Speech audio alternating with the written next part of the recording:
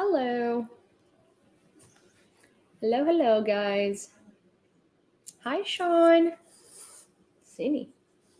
Yes. Oh my gosh, Cindy sighting right away. Cindy, you showed up right in the beginning. Hi, Kat. And you are saying hello right away. Are you going to help me do the news today? Is that what's happening? Are you going to help me do the news? Are you going to help me do the news? Is that what it is? Good afternoon. Hi, Sandra. Do you want to be the host today? I think Cindy wants to take over the host spot. Just came in deliberately, had all of the... Hi, Joe. How are you? I see at least there are some non-cowards in Russia. The Dagestani women. Yes. Oh my gosh. The Dagestani women have been fantastic. Hi. Hi, Drake. Hi, Praxis. Hi, Auntie. Hi, Fede. Hi, Beyond Imagination. But yeah, so the Dagestani women, like, I'm going to put Sean's comment over here. He says, "Hi Tammy, how are you? I see that I see at least there are some non-cowards in Russia. The Dagestani women, yes, that's very true. So here's the thing: minorities in Russia tend to be more like politically inclined and have more balls than Russians in general. And I think that if Russia is going to do something, hi Mariana, and I think that if they are going to resist and if they're going to like take down the government, I think it's going to be done at the hands of the minorities. Also, don't forget that minorities are a majority in Russia, as in like they're not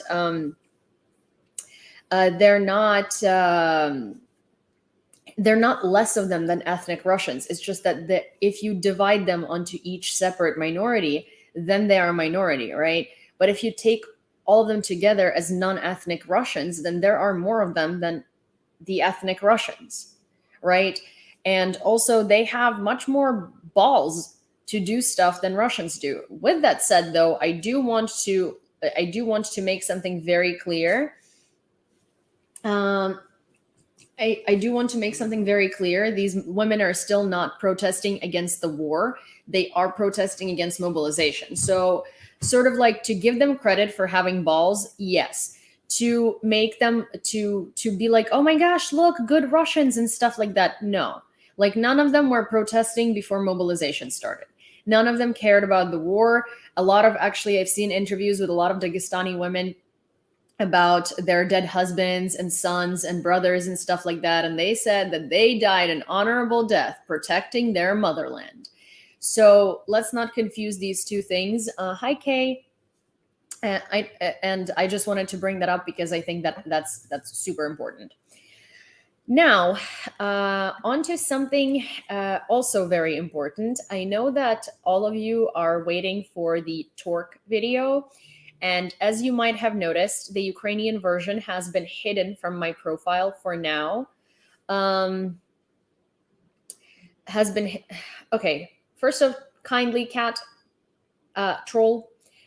They haven't been protesting against the war because had they been protesting against the war, they would have been protesting for the last 7 months. They've been protesting against mobilization, and they quite clearly say they're against their kids dying in the war, not against the war, not against Ukrainians dying. Because if they were against that, then they would have done that earlier. Okay? So let's make that very clear. So you don't bullshit and you don't write stuff like that in my space. Okay? First of all, second of all, I talk to you politely. So you extend me the same courtesy and don't come into my life condescendingly and tell me what they're doing and what they're not doing when you quite literally can hear them say, we don't want our sons to die in this war. Okay?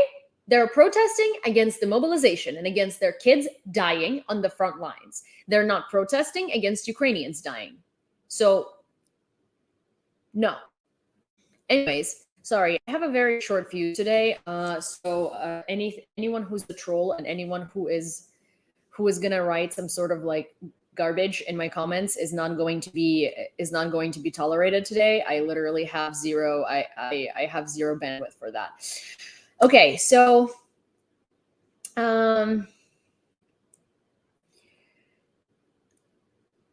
basically, okay, so with that said, what I was talking about earlier, which I think is much more important than talking to a troll, is all of you guys have been waiting for the Tork interview, and all of you guys have been waiting for the Tork interview, and all of you guys, hi Annette, have been waiting for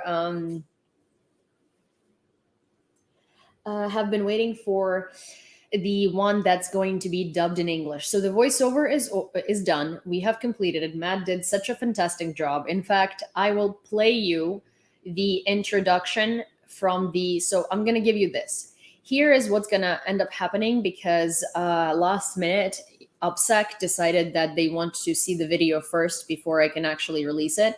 This wasn't necessarily something that was going to be that was pre-agreed upon, really. Last time I talked about it, they said no, you can just basically last time that we talked about it, it was basically the questions were approved, it was fine. But because this interview turned out to be so much longer than it was originally supposed to be, there is now a little more to it, and they want to hear the English translation first. So what's going to end up happening is right now I'm going to play you the introduction to the video, which is the first two questions, and you guys are going to get to hear a little of it. Once I upload it tonight, I will send it to UpSec for them to review it and for them to okay it. But I'm also going to post it to Patreon. So everyone who has a link is going to be able to see it. So if you are on Patreon, because there are not that many people, right? And I trust all of you. I know that you're not going to go send this link around to trolls and stuff like that. I would say that I will post it on Patreon and you will have early access to it. And then the rest of the people are going to get to see it when it airs, which is most likely going to be tomorrow or the day after. It depends on how fast they're going to approve it. I am monitoring basically what Tork says. He's on a train back from visiting his friend whose funeral he wasn't able to attend because at that point he wasn't really mobile. Hi, Natlin. So without further ado, let me play you a bit, one of the first bits of the interview. I will give you a little bit of an understanding of the questions because it only has his voiceover, not mine. My voiceover is already in the video, but I need to calibrate it a little bit. So I'm going to play you his part. The first questions are he's basically answering who he is. Hi, Aaron, and who he is and how old he is and stuff like that. So this is some stuff that is widely known, and I wouldn't say that would hurt anybody. So I'm going to play you that. It is a voiceover done by my moderator and friend, Matt. He's a voiceover artist. So without further ado, this is Tork answering the first question. And the question is, tell me a little bit about yourself. How old are you? Where are you from? And stuff like that.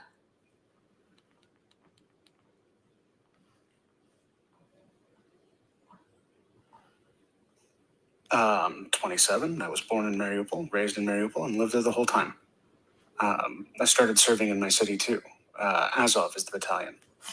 Formed on the territory of Pre-Azovia, and yeah, that's where I started serving. There wasn't really an alternative when it came to choosing the subdivision, because we only have a few subdivisions as developed as Azov. Therefore, I didn't hesitate and went straight there. Yeah, understood. I wanted to provide justice. I tried the police at first, then... So I asked him why he wanted to go into the military, and I asked him why he wanted to go into the military, and so this is his answer. And understood it's not for me, and realized I should serve. Regular army is super outdated. It would be idiotic. Time wasted for no reason, so contract service it was. Contract service in all other AFU subdivisions is only now moving on to NATO standards, and that requires time. Ukraine obviously needs time. While Azov was already up to. So, this is a little bit of a snippet of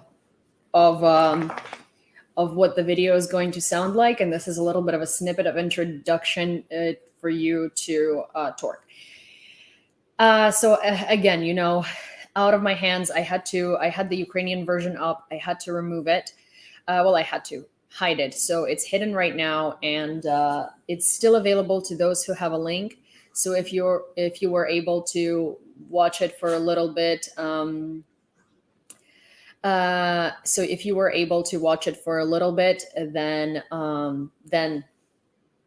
I am going to.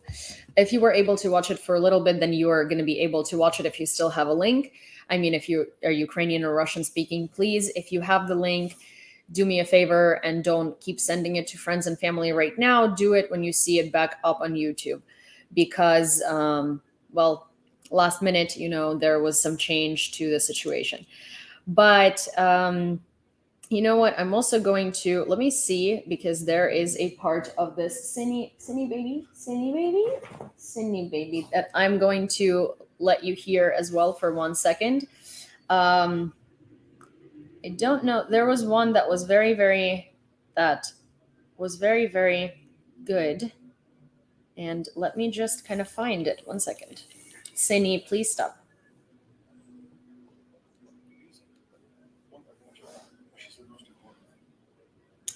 Oh, here.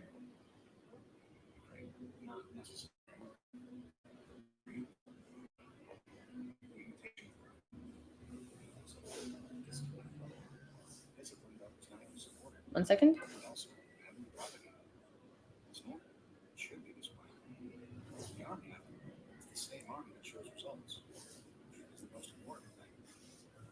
Okay, so this is I'm asking him how Azov battalion was formed, basically, right, and why it was formed, and whether it was like volunteers from one city. So here. Yeah, because you think about the person next to you first and foremost, and not about yourself. That's the main difference between Azov and everything else. So it was the year 2014, and it was the invitation to the referendums, and pseudo-separation of territory of a sovereign country coming from our neighbor. And so volunteers, and by volunteers, I mean soccer fans, those same guys that people didn't take seriously, after all, came through. It was the year 2014 in my native city, Mariupol, and all of these referendums were held there, and there were lots of planted people from Russia. Some were bought, some young people, for instance, and they were organizing all of these referendums that way. And so, come May 2014, was founded and based out of neighboring city, Bryansk. They started recruiting into the battalion. At the time it was just a battalion, Azov. So he was saying that the way Azov was formed, it was volunteers from different cities all over Ukraine, who just wanted to protect their cities, and this is a part of that. So this is just like a little bit of a sneak peek for you. There is a lot more that he elaborates on. He explains also a lot more before that. I just don't want to give it away before you see the video. Also, someone please block that thing that thinks Ukraine is going to burn. Yeah, Ukraine is going to burn Russia down for sure. Sini. Oh my gosh, Sinon. I don't understand. Sinon. I'm sorry, 1 second. Синичка, іди сюди. Сині, іди сюди. Дякую. Давай, лягай. Okay.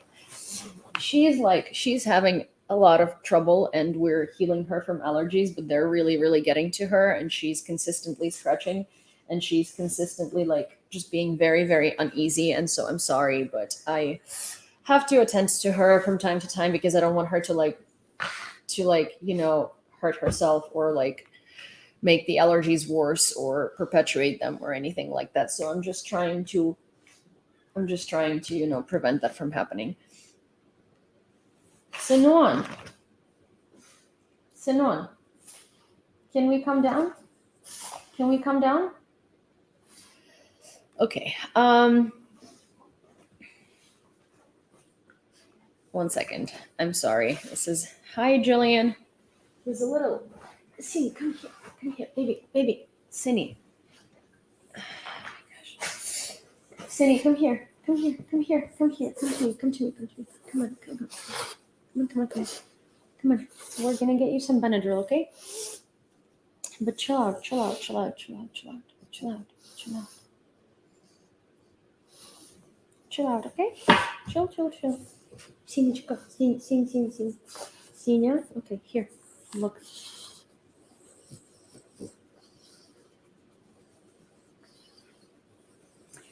Putin needs to cut his losses and withdraw his military. Well, yeah, but he's not going to do that. He's a dictator who is desperate and humiliated and on the brink of like being overthrown.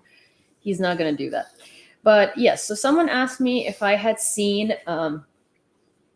Someone asked me if I had seen that that Edward Snowden was granted Russian citizenship. Yes, I have seen that.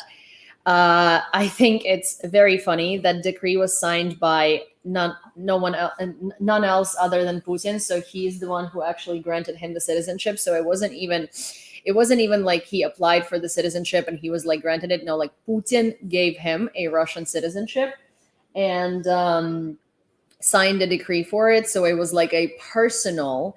It was a personal gift to Edward Snowden from Putin, so to speak. Which, of course, Edward Snowden would want to be in Russia and have a Russian citizenship. Why wouldn't he? Right? He seems like the perfect. He seems like the perfect. He seems like the perfect person to receive that. Just a perfect storm, you know. He seems like a perfect Russian, to be fair, or Russian citizen, because isn't he, doesn't he operate just on the same standards? So yeah, I saw those news. I mean, it was kind of funny. It wasn't unexpected. Obviously, Russia would want to claim him. Obviously, Russia would want to give him citizenship. And obviously, Snowden has a lot of connections to Russia to begin with. So it's not uncanny, right? Do you think the uprisings by ethnic minorities will increase enough to make a difference in Moscow and St. Petersburg? I mean, okay, so PBNJ here is asking, do you think that uprising by the ethnic minorities will increase enough to make a difference in Moscow and St. Petersburg? I don't know. Here's the thing. If all of them were to protest, like let's say if every single republic, like Dagestan, Yakutia, Buryatia, Kalmykia, if all of these republics basically stood up and decided to go against the mobilization, yes, it would make a lot of the difference. Because let me show you, first of all, how well do you know Russian geography? No one, but you can pay me, Nicholas. Do you want to pay me? I will take some money. I like some money. You know, I like to be paid. So if you want to pay me, then I will gladly take that. Anyways, so how many of you know Russian geography in terms of do you know how many republics there are in Russia? Like what those republics are, where they are, what do they look like? Like what is, should we do a little bit of a like Russian geography, a Russian geography situation? Okay, you have no idea. All right, so I will show you what that looks like. Cine. Russian Republic's map. And I will give you a bit of an explanation of what these republics are and sort of like who the inhabitants of these republics are, because I think it's important to not only see the republics but also understand them, so to speak. Okay, so here. So I'm going to also explain it to you. I'm just gonna, I'm gonna go over it and we're gonna figure it out as we go. Okay, so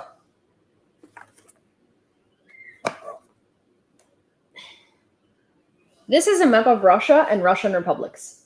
Europe is this way. The US is that way. So it's not about a dozen. It's actually 30 republics. And I'm going to read you the names of them first. So there is a Republic of Novgorod with the capital city of Novgorod, Republic of Muscovy with the capital city of Moscow, Don Republic with Tsaritsyn, Kaliningrad with Kaliningrad. Kaliningrad Republic is that republic that is separated from Russia. It's not connected to the mainland.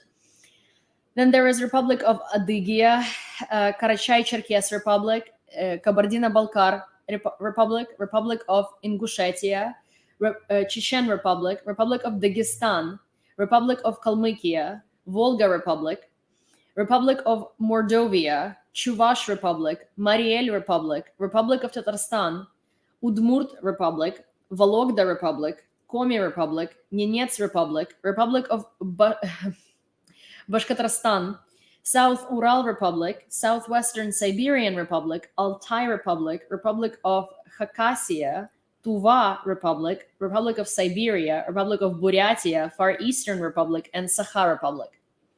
So there are 30 of them. And there are about 130 plus Russian minorities that live in those republics.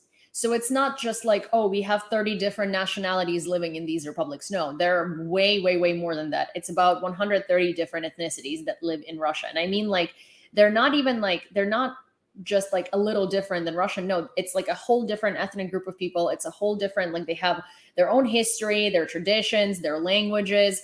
They're not Russian. They were just colonized by the Russian Empire.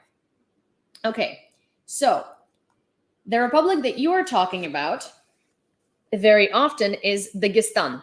This is Dagestan with the capital city of Makhachkala. This is where it is, this one. Now, to give you a perspective of how big Dagestan is, this is Azerbaijan over here. This is Azerbaijan. This is Armenia. And this is Georgia. This is Georgia. So basically, that republic is pretty big. It's about the size of Georgia, and it has the potential to be its own country. Now, the majority of Russian population lives around here. Here. So let me show you the map. This is barely inhabitable. This part of Russia, there are barely any people living here. So most of the Russian population lives over here, in these parts. So most of Russia's natural resources are also over here. And that excludes Moscow, and that excludes St. Petersburg. So these two have nothing really there. This is like no man's land. I mean, there are people who live there, but it's like no man's land. It's like kind of that stuff that you see with, like, you know, people going into the bathroom outside into like a hole in the snow, pretty much. That's where a lot of that is happening. Not that it isn't happening all over Russia, but that's where a lot of that is happening. So now, one of the republics that where a lot of people are being conscripted from is Dagestan. Chechnya is governed by Kadyrov, who has more standing than other republics, because, well, Kadyrov has like his own situation with Putin, and they're pretty pretty intimate together in their relationship, I would say. And so there, Chechens are, Kadyrov refused basically to do the conscription of Chechens. Heroyam Slava. Now people from here and here are not being conscripted whatsoever, but these two places are basically the only places where ethnic Russians actually live. Oh, thank you so much. So this is where they live. This is where Moscow and St. Petersburg is. Everything else you see on this map is not Russians. Everything else is not Russians. So I would say that, yes, if all of these republics, which just take out these two, were to stand up, yeah, they could easily make a difference, because it's the majority of the country, right? Look at that. Look at that. So if all of these republics were to say, like, no, I'm done with this, right? they would make a difference. Another thing here is that Tuva Republic is number 26. It's over here. This is where a lot of conscripts were taken from, lots of minorities, mostly of Asian roots. So there is also Bashkortostan, which is number 21, and it's over here. Lots of conscripts from here. There is Republic of Komi, which is number 19, and lots of conscripts from there too. It's the green one right here. Hi, David. And some of these republics are starting to stand up. Some of these republics are really starting to stand up because they're seeing that, like, okay, obviously they're not standing up for the right reasons. Hi, Angela. They're not standing up because of the genocide. They're not standing up because of all the atrocities that Russia has been doing to Ukraine. They're standing up because, you know, they've noticed finally that their kids are the kids who are dying on the front lines in Ukraine because they are considered disposable to Russians. They're considered minorities, that they are not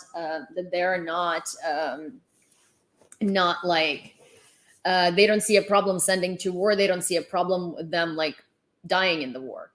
But at the same time, they're still standing up. So at the end of the day, whatever their reasoning is to stand up, I don't necessarily, hi Jay, hi Leeds UK, whatever their reasoning is to standing up, whatever their reasoning is to to do this, at the end of the day, they are standing up and they might actually be able to accomplish something. And here is another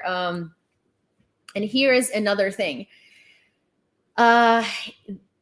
Here is also another like point to that standing up, right? They could have done it this entire time. And every Russian who says that we can't protest because, you know, we can't do anything because these protests don't go anywhere, need to look at Dagestan. Because if you come out with the entire population of your freaking republic or your freaking capital city of the republic, you're gonna do something. Block the streets. Fight police back. Do something, you know? And they're able to do it. They just don't want to. And also, even if they want to, I feel like they're so lost. Like, Russians just don't know how to like think for themselves. And that's been very evident based on like how they protest in Moscow. While Dagestani women are blocking entrances to the cities so their kids cannot be conscripted, Russians in St. Petersburg and Moscow are doing anti-war dances in circles on main squares. Yeah, the anti-war dances are really going to change the situation. For sure. Absolutely, for sure. You know, you live and you learn. So I also I showed something yesterday on my channel in the evening, and it's a cartoon, and that cartoon is done by the Security Service of Ukraine that actually shows very, very vividly the situation that happens with the Russians, who are like so zombified by this by the idea that, you know, there are Nazis in Ukraine, and so zombified by their like TV and all of these propaganda channels, and are so zombified by their government that, you know, at least in the beginning, not really anymore, because they now see how many people have been guys, can you take away the Alek person? So sorry, I'm just like, so let me drink some of my coffee because I'm a little like off today. I feel like I keep constantly just spacing out into different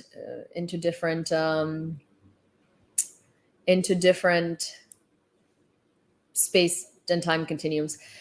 But yeah, so basically, like, it shows you very vividly what happens to a Russian when they watch this like TV thing, and when they get zombified, and sort of like shows the irony of their life and why they're so mad and why they're so cruel in Ukraine.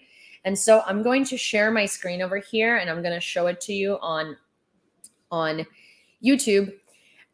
and TikTok and Twitch, and YouTube, Twitter, and Twitch as like, as a full screen, and then I'm gonna just aim my phone at this so you guys on here can see it. But I think it's an incredibly fantastic cartoon that, without any words, because the cartoon doesn't have any words in it, in every language explains very vividly the problems of Russia, right? Or sort of like the irony of Russia and them thinking that they're like the best country in the world, basically. So give me 1 second. I'm going to play this from my Twitter. Share screen. I'm going to go onto Twitter and I'm going to share my Twitter screen with you. If you were on the evening live yesterday, you would have seen it as well. But if you weren't, then it's going to be new for you. Yana, я из Lvova. I'm from Ukraine. Why? Okay, so you know what? I'm going to take this off from here because I think it's a little too difficult to. Okay, so are we seeing this well? Is this good? Okay.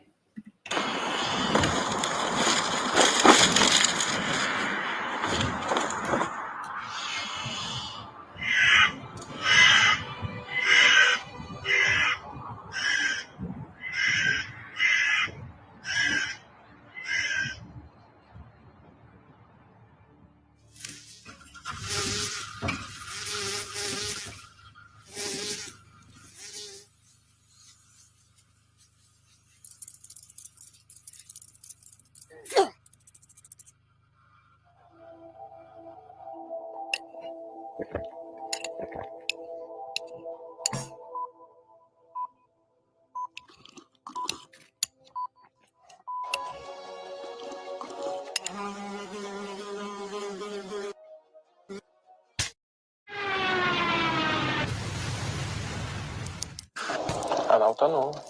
Это были российские солдаты или нет? Это были местные силы самообороны. Вы держите здесь. Вам всего доброго, хорошего настроения. Целью украинской ракеты, попавшей в малазийский Боинг, мог быть самолет президента России. В конце концов, все это закончится ядерным ударом. Мне представляется все же более вероятным. Вы сами нацистов чествуете.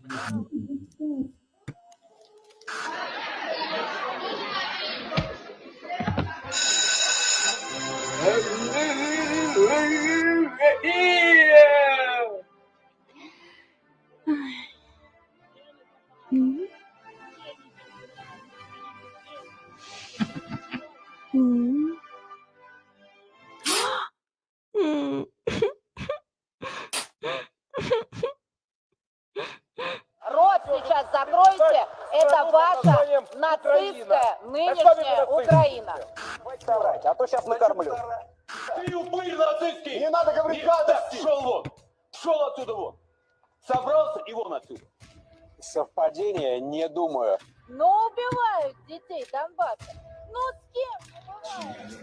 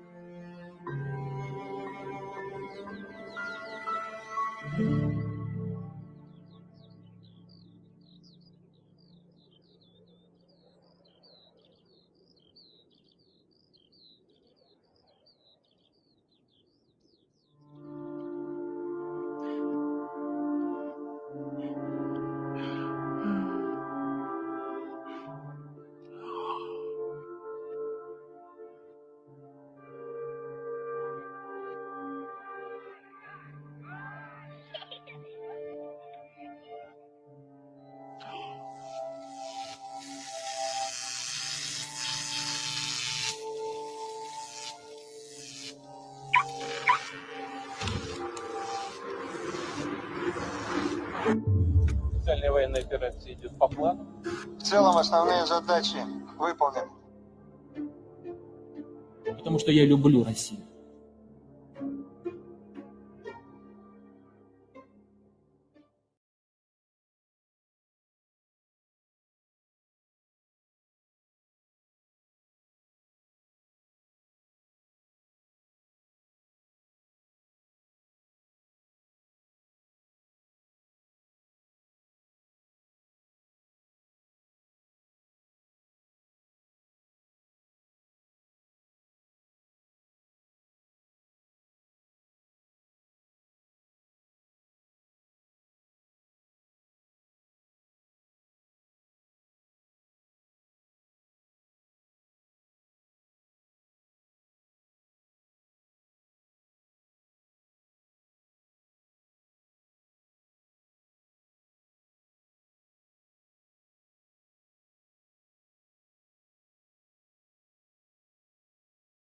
Sorry.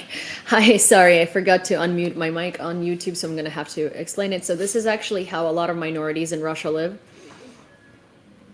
Where Russians live. I mean, these are mostly minorities of Russia who live like this, right? Outside of Moscow and St. Petersburg. But then again, you know, these places are being stripped of the resources. It's on my Twitter. For those of you who missed it or want to see it or want to retweet it or want to show it to other people, it's on my Twitter. Just scroll, just scroll a little bit. Here is the thing. Basically, if you were to look at any city other than Moscow and St. Petersburg, this is what an average person looks like. I mean, obviously, it's exaggerated. It's a little exaggerated in a way of like the flies and the soup and stuff like that. But it's, but the broken apartments, the one thing that they do is like watch TV, the absence of like internet, basically like the very, very, very, sad reality of like a Russian existence. You will see that in most places other than Moscow and St. Petersburg, but also Moscow and St. Petersburg is exactly the places where only like the Russian the Russian minorities, the ethnic Russians live, right?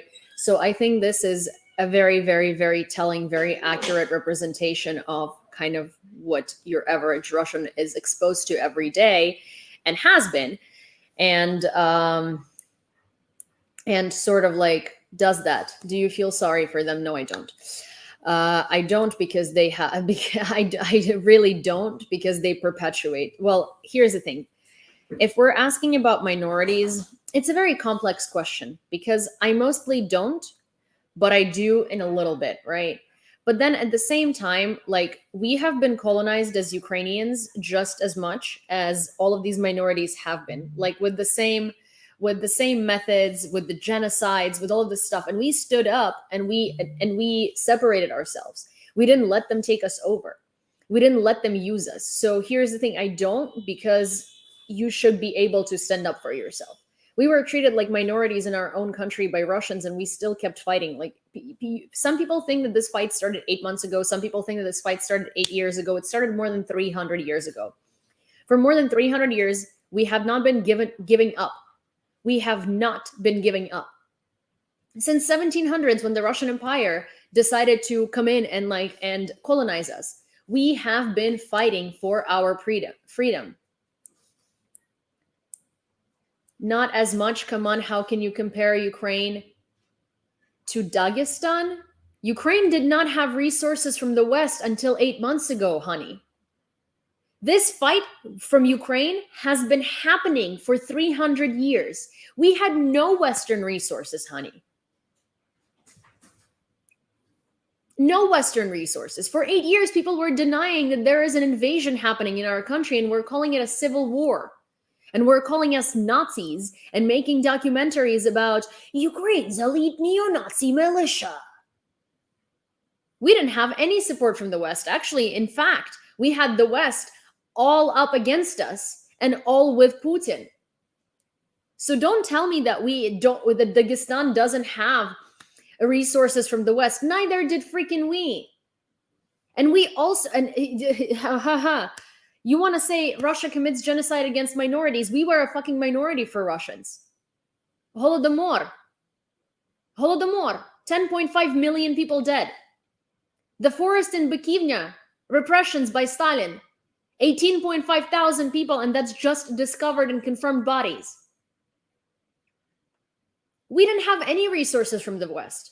The West doesn't even know the amount of bodies buried in Ukrainian forests by Russians. What you see in Izum today has been happening all over Ukraine for centuries now. You literally cannot find a freaking forest in Ukraine where political repressions haven't happened, where there aren't 1,000 bodies there, buried there by Russians. Name me one single forest except for Chernobyl. But that in itself is ironically another representation of what Russia has been doing to Ukraine while they were trying to freaking minimize the Chernobyl catastrophe. So there are no need for bodies there. That in itself is a genocide. So yeah, please don't tell me to not compare the Dagestan that has no resources. Mariupol? Okay, sure, we now have weapons. Sure, we now have some weapons from the West. We now have support. But for 8 years, we were being killed on our own land. And I mean, not like as in like undercover killed, you know, like the genocide of the minorities where Russia doesn't give them money and Russia just basically, you know, makes them into people who have no resources, people who have no education, people who can't make anything out of themselves. They don't necessarily kill them directly until this war, until the full-scale invasion, right? But at the same time, in Ukraine, we were directly being tortured and killed, not indirectly, where we just were stripped of all resources and kind of, you know, unable to support ourselves and unable to have more children and unable to do things like that. We were directly killed. And you know what the world was saying? Oh, there is a civil war in Ukraine. It's just, you know, these two regions, they want to separate to Russia, and these bad Ukrainians are not letting them do so. What freaking support from the West? What freaking support?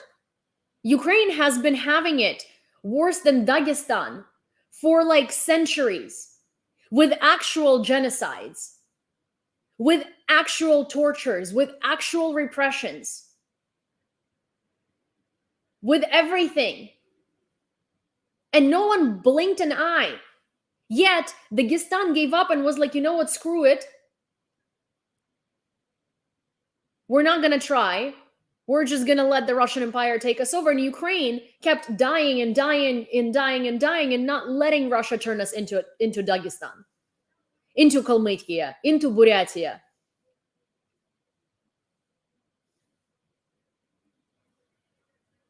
So yeah, do not give me the narrative of like Ukraine has all of the West support.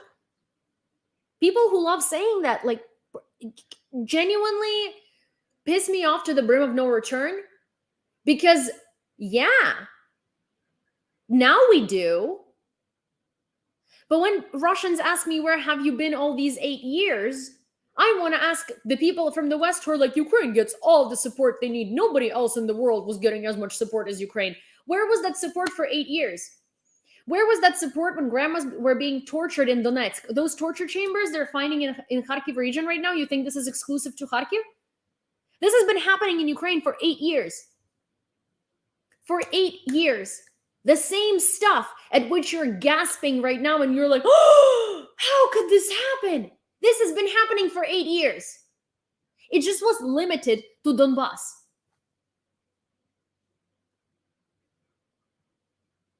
What Western support were we getting then? Do not come at me with Ukraine has all the Western support. We do now.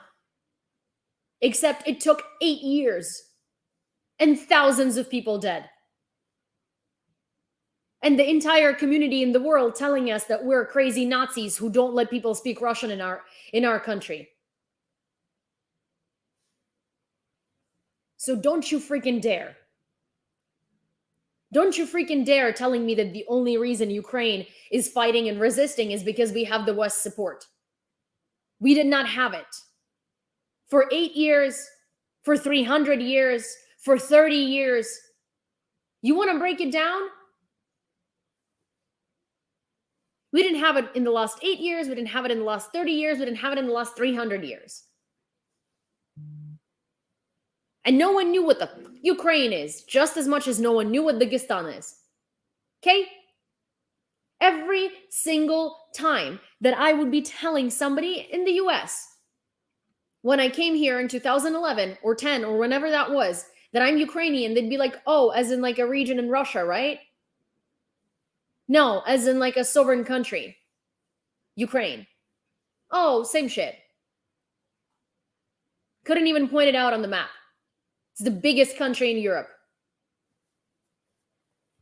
Anyways, I'm tired of explaining this stuff.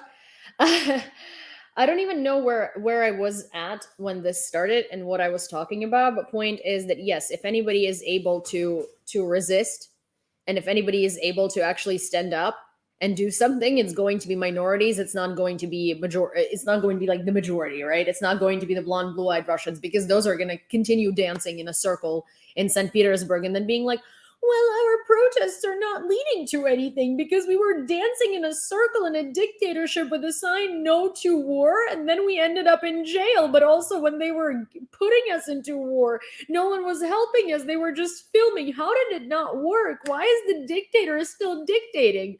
I mean, hey, we were dancing. We were dancing against the war. That should have changed something. And it didn't. How didn't it change anything? Because dancing in a fucking circle in St. Petersburg is not going to change anything.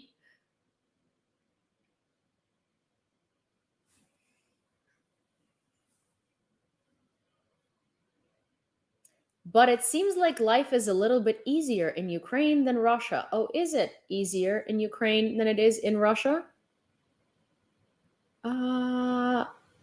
Is it easier in Ukraine than in Russia?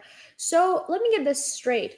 Being displaced from your home because there are armed men coming in and physically seizing your apartment from you in Donetsk or Luhansk is a little bit easier than Russia, right? Having to move to Kyiv and then do this all over again 8 years later is a little bit easier than Russia, right? Having Russia consistently steal all of your resources and take everything away from you is a little bit easier, right? It's not easier. In Ukraine, it was much more difficult to get to the standard to which we are, but we didn't give up and we got there. Life is not easier in Ukraine. Life was never easier in Ukraine. Ukraine had a very, very, very hard time becoming the European amazing country that we are today. We had a very hard time. It wasn't easy. It's not like we just, USSR left, collapsed, and we were like, oh, yay, we're going to be democratic now. We had to fight for it. Ukraine had 3 revolutions.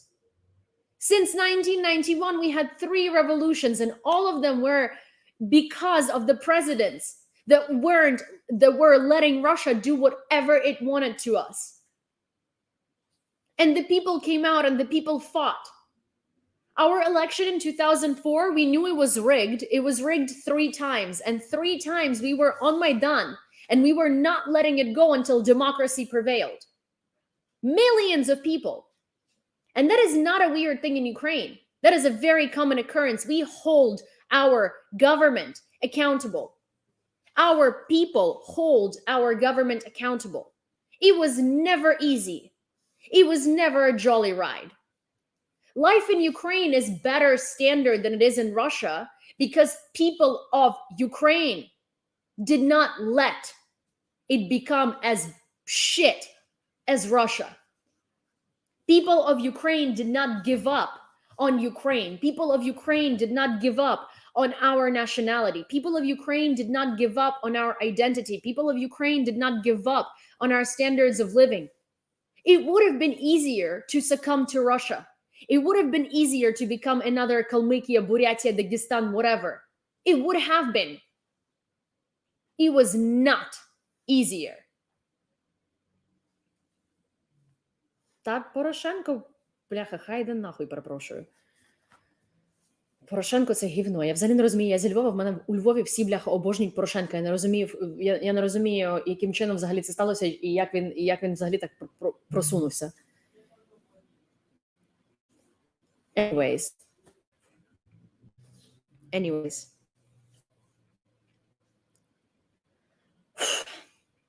It was not easier for Ukraine. Why did I leave Ukraine? I left Ukraine during Yanukovych's presidency. I left Ukraine to get education. I left Ukraine because I wanted to be a therapist. And in Ukraine, a field of therapy at that point was not very developed. I speak English very well since I was a kid.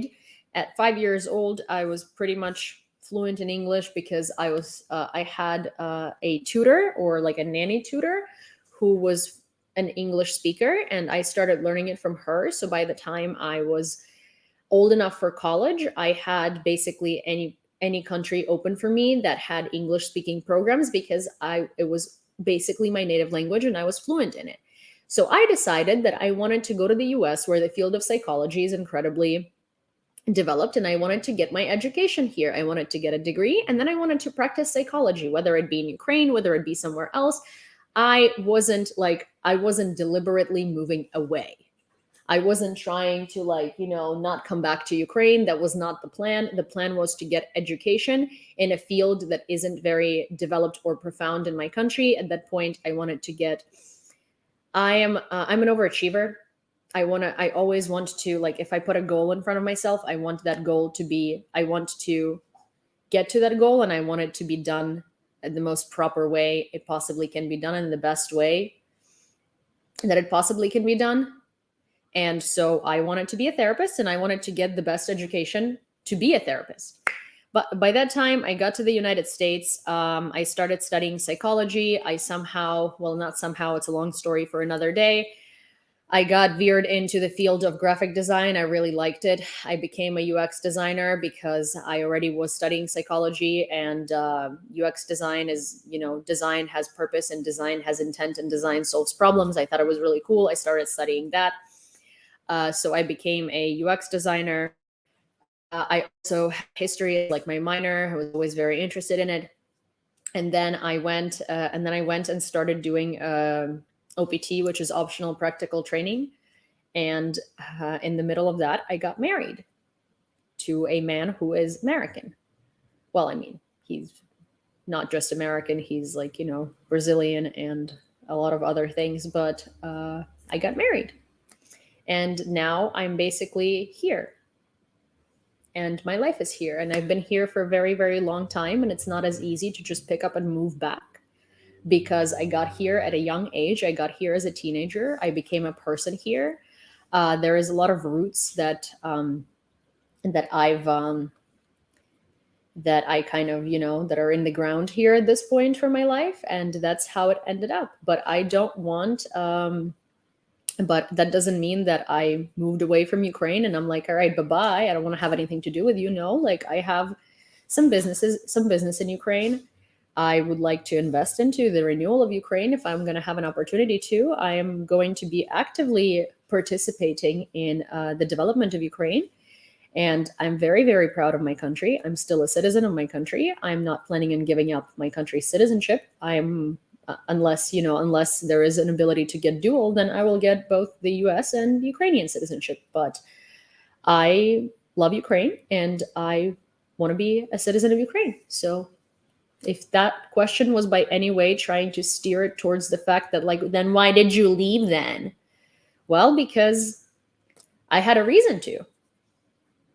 I had a reason to leave because I wanted to get education that wasn't available to me in Ukraine to the standard to which I considered acceptable at that time. And also at the time at which I left Ukraine, it was actually going very, very rapidly downhill, and a lot of people weren't doing anything about it because our president was Viktor Yanukovych, who was basically just a talking dollface for Putin.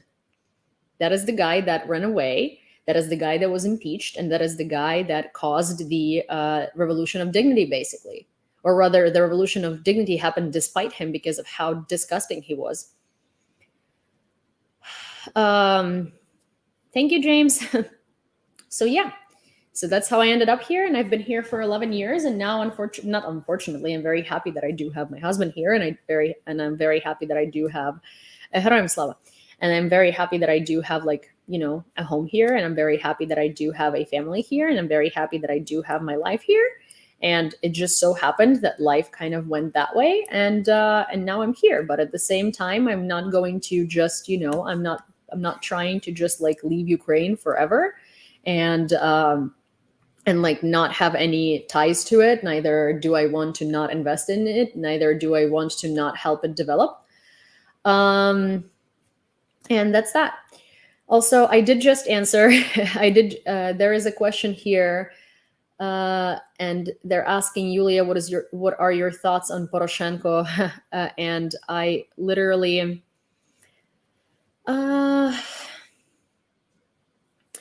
I despise Poroshenko. I think Poroshenko is just another corrupt politician who, on paper, was very good and pro-European, but also had a lot of connections to Russia, and a lot of the reason why our army wasn't developing as fast as it should have was Poroshenko.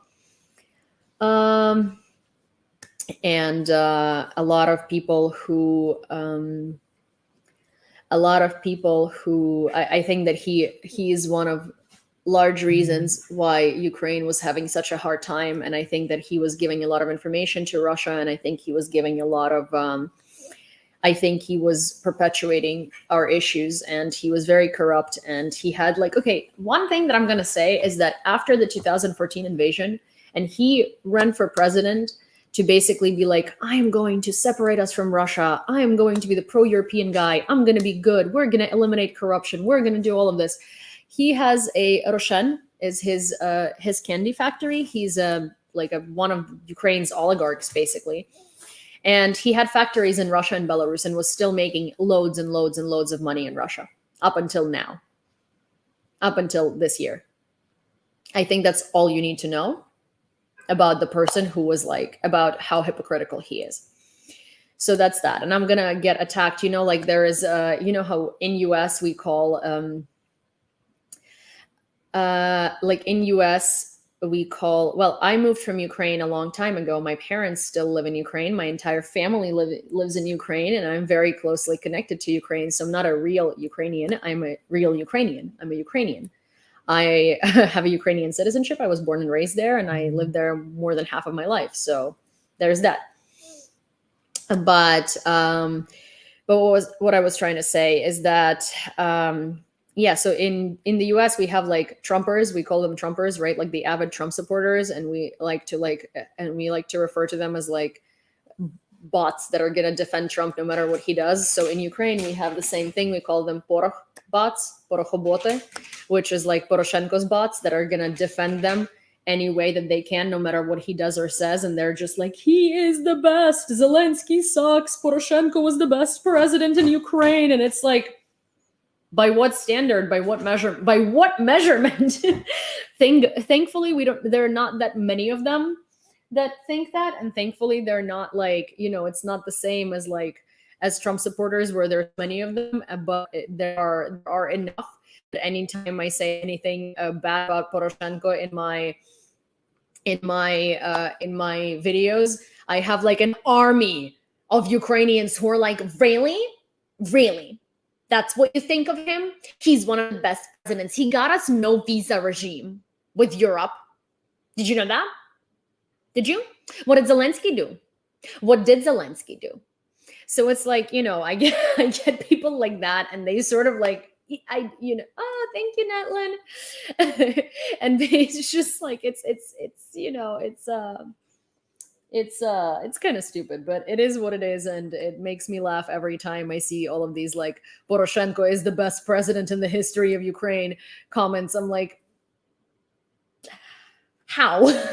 How is he the best president in the history of Ukraine? Please tell me, because I know at least one, and he was, a president of Ukraine before Ukraine was sovereign after 1991. He was there before the Soviet Union took us over, and it was Ukrainian People's Republic, and his name was Mikhailo Hrushevsky, and I can tell you he was 100% much better than Poroshenko.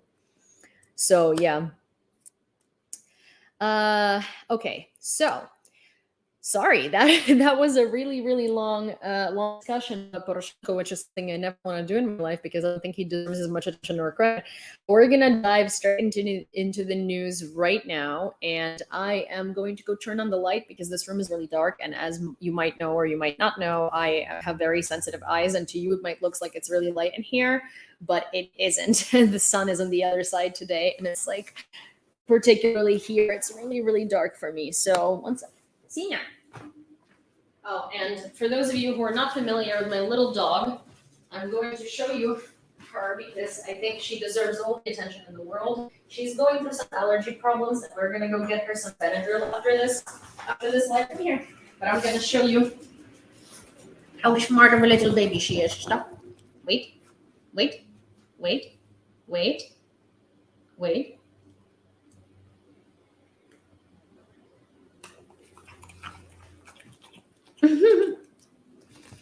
Grumpkins. Come on, Grumpkins. Okay, move a little bit. Okay, I need space. Okay, fine. I guess Cindy is your host now. I guess Cindy is going to be the one hosting the show or hosting the news. Yeah. Do you want to move your butt a little? Sin, I'm sitting on the edge of the. Okay, fine.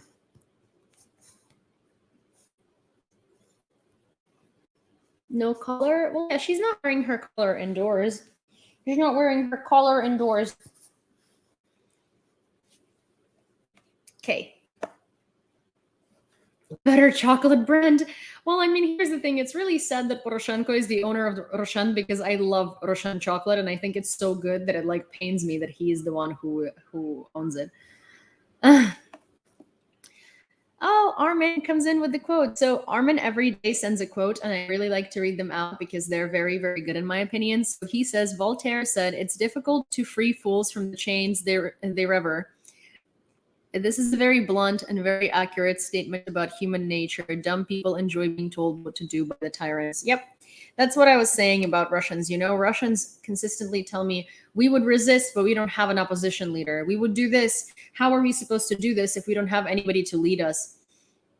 And to me, the only thing that indicates is that Russians want a dictator. They just don't want the dictator to be Putin because they can't do anything by themselves. And you can't be a democracy if the people can't think for themselves. You know what I'm saying? You will always be a dictatorship. You're just going to have a different dictator each time, potentially. Okay, Sinunya. Russians want a dictator. They just want a friendly dictator. Okay, well, let's get into the news. The US authorities at a very high level told Moscow that the consequences of Russia's use of nuclear weapons would be catastrophic. A decisive answer will be given by Washington. National Security Advisor to the US President Joe Biden, Jake Sullivan. In the coming days, the United States will announce new sanctions against Russia in connections with the holding of referendums by the occupying power in the territories of Ukraine occupied by Russian troops, US National Security Advisor Jake Sullivan said in an interview with NBC.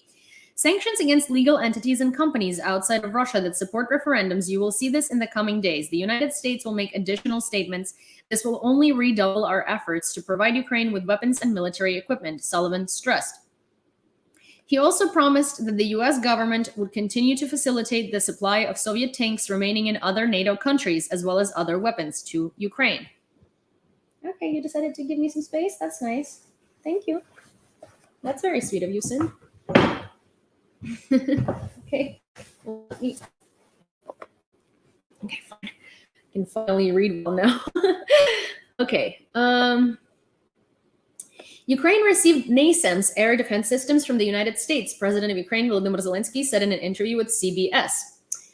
The Russians send newcomers to the mobilization of military personnel without preparation directly to the front line. The General Staff of the Armed Forces of Ukraine reports they replenish units that have suffered losses. This significantly affects the decrease in the level of morale and psychological state of Russian military personnel and the quantity and the quality of their duties. So this is something that I was talking about the other day when someone said like, oh, you know, you shouldn't even worry about Russian mobilization until like 3-4 months from now because it takes like 3 to 4 months to prepare these military to be like combat ready, and it takes a while to train them, and you know they're going to be trained by like 3 months from now, and then the winter is going to be difficult because Russia is going to have like 1.5 million people, new people coming into Ukraine. And the first thing that I said about it is I said they're not going to train them.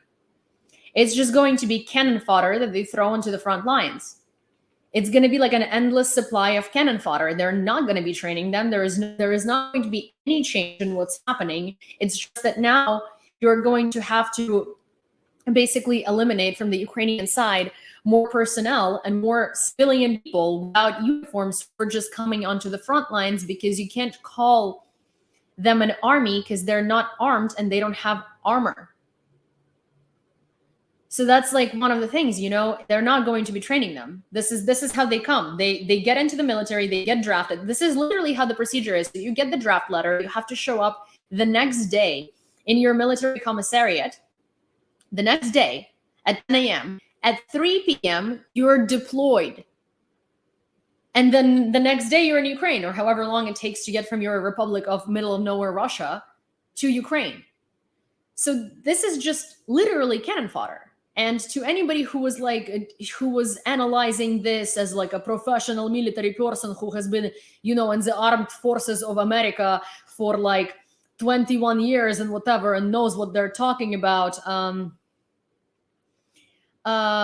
So basically to everybody who had been saying that, you know, this is going to be like an issue and Ukrainians need to prepare, like, listen, we never underestimate the enemy. Obviously, we're not going to just be like, oh, this is a joke, we can relax. But at the same time, it is a joke, and these are not going to be trained. They're not going to be coming all in one batch in the winter. This is not going to be some like coordinated offensive. First of all, Putin is the one directly giving the orders to the military, and he had disregarded all of the generals, which are also people who should not be military generals because they don't have any experience, especially combat experience. But yeah, this is just cannon fodder. This is literally the very definition of cannon fodder. They're not dressed, they're not armed, they're not armored. Their weapons are from before 1945. Their equipment is from before 1945. Their everything is from before 1945, and they don't even have winter uniforms. They're going to freeze to death in Ukraine in the winter if they survive by then, because again, these are just guys thrown onto the front line. And that's exactly what I was saying. Trophy ammunition to the BM-21 Grad multiple rocket launchers. So this is something that Russians left behind and Ukrainians found in the deoccupied territories. So, you know, Russian Lend-Lease is working. So this is a very sweet video, and I want to show it to you. And it's a defender. Okay. Lev Khoros Pashko, at the age of 23, commanded a battalion in Mariupol. During a breakthrough to the Azovstal plant, he led the battalion through the enemy's defense line, was the last to enter the plant, and was wounded. He was recently returned from captivity, and now he proposed to his girlfriend, who had been waiting for him from captivity all this time. And this is what it looked like.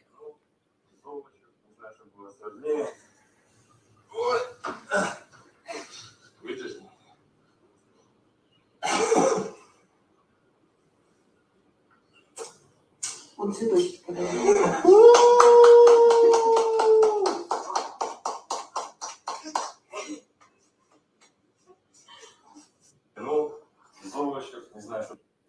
Yeah, it's very cute. I agree. He is one of the guys who was exchanged back from captivity recently. And I think it's also so sweet because you can see that he can't stand on one of his legs, right? And he one leg squats to like propose to her. Is so adorable. And like, she's so happy and he's so happy and it's so sweet. I'm very happy for them. And I hope that they live a very long, happy life together. Western countries have frozen Russian assets worth between 300 and 500 billion. Mazda plans to halt production in Russia. Oh, really? 8 months too late, and halt does not mean exit. So I don't even see the point of doing it, to be honest, but oh well. I love it when companies that decided not to exit Russia in the first month or two, now 8 months later are like, well, our reputation is on the line. And then they don't only not exit, they halt production. So that means that they're going to see whether it makes sense to resume production. Or maybe if they can sell it to someone else in Russia, like their plants and stuff like that. And it's just such a, why even halt the production there? Why even do this? This is not really if you're doing it for Ukraine, and if you're doing it to sort of your alliances, you're doing it to good company, don't, because this doesn't make you a company. If you're doing it losing money on Russia or something like that, then that's a whole different story. But don't make it look like you're doing this for all the right reasons, because you 100% aren't. And here is a video that I want to show you guys. I'm going to set this up so that you can see it properly, or at least almost properly, and I'm going to play the video file for you. Okay.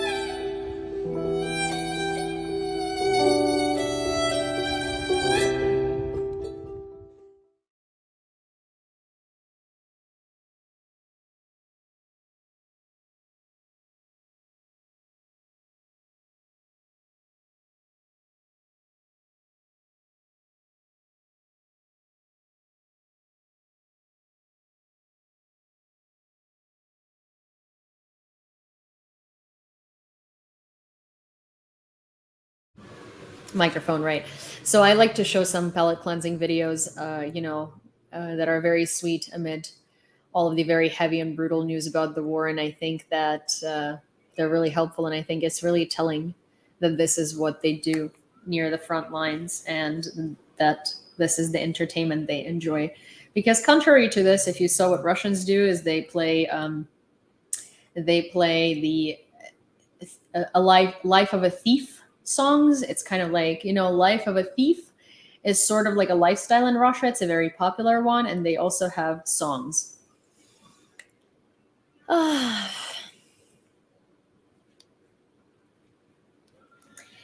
In the photo, the released commanders from Azovstal who are now in Turkey. Everyone is in a fighting mood. The boys undergo medical examinations. Their condition is carefully checked.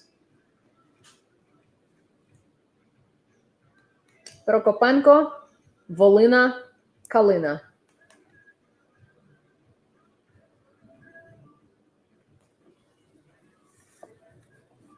Oh, they've all gotten haircuts and they've shaved. They look so good. They look so put together now, they look so much better. Looks like they ate. Be Brave Like Kharkiv is the first of 10 Antonov Airlines aircraft that took to the skies. They were named after Ukrainian cities' heroes. The airliner now reminds the world of the steadfast resilience of Kharkiv. Take a look. Antonov Airlines is Antonov Air Machinery plant is the biggest air plant in Ukraine. That's also the plant that developed the airplane Mriya, and this is from the same creators, and so they put some airplanes in the sky and they named them after Ukrainian cities, hero cities. We have done away with the professional Russian army. It's time to end the amateur one. Valery Zaluzhny, Commander-in-Chief of the Armed Forces of Ukraine. The Ukrainian IT army hacked the internet resources of the Young Guard of United Russia. All the personal data ended up in the hands of Ukrainian IT people. In particular, this is the data with the list of the Young Guard members who traveled to the occupied territories or remain in the centers of the United Russia. The so-called Young Guard helps to cover up war crimes and hold illegal referendums on Russian-occupied Ukrainian land. So this says Ukrainian IT army on air. All of your personal data is now online. And so they hacked into this, well, what I like to call this army is how Hitler had Hitlerjugend. So same here. This is like Putin's Jugend, This is how Ukrainian paratroopers are greeted in liberated territories. Take a look.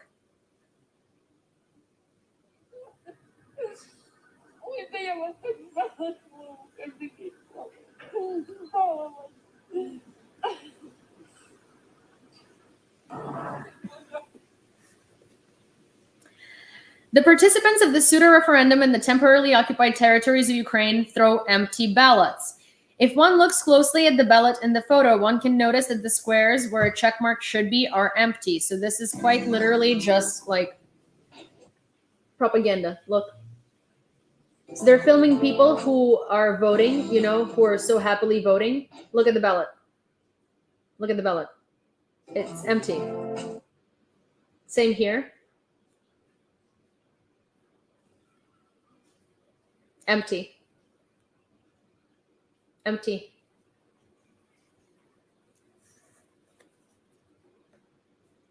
So people are not even really voting. They're just showing people voting, okay? This is just propaganda. The Netherlands will donate 2,000 bicycles to Ukraine. They will be sent to doctors, social workers, and volunteers who help the population in the deoccupied territories. This is reported by the Stichting Zeilen van Vrijheid Foundation. I'm sorry if I butchered that, but I do not speak Dutch. Russians struck Zaporizhia with missiles at night. Residential buildings were damaged with windows shattering. A healthcare facility and a garage cooperative were also hit. Kyiv's Western allies step up nuclear deterrence after Putin's threats, according to Financial Times. White House National Security Advisor Jake Sullivan said that the U.S. is taking the threat very seriously. The Financial Times reports, citing officials, that many Western capitals are developing contingency plans if Vladimir Putin does decide to carry out his threats to launch nuclear strikes on Ukraine, and are sending private warnings to the Kremlin about the possible consequences for Russia. Russia attacked the Odessa region with kamikaze drones at night. One drone was destroyed, two hit a military infrastructure facility. A large-scale fire and ammunition detonation began, and the authorities organized the evacuation of civilians. No casualties were reported. Armed forces of Ukraine moving through Russian positions. Take a look.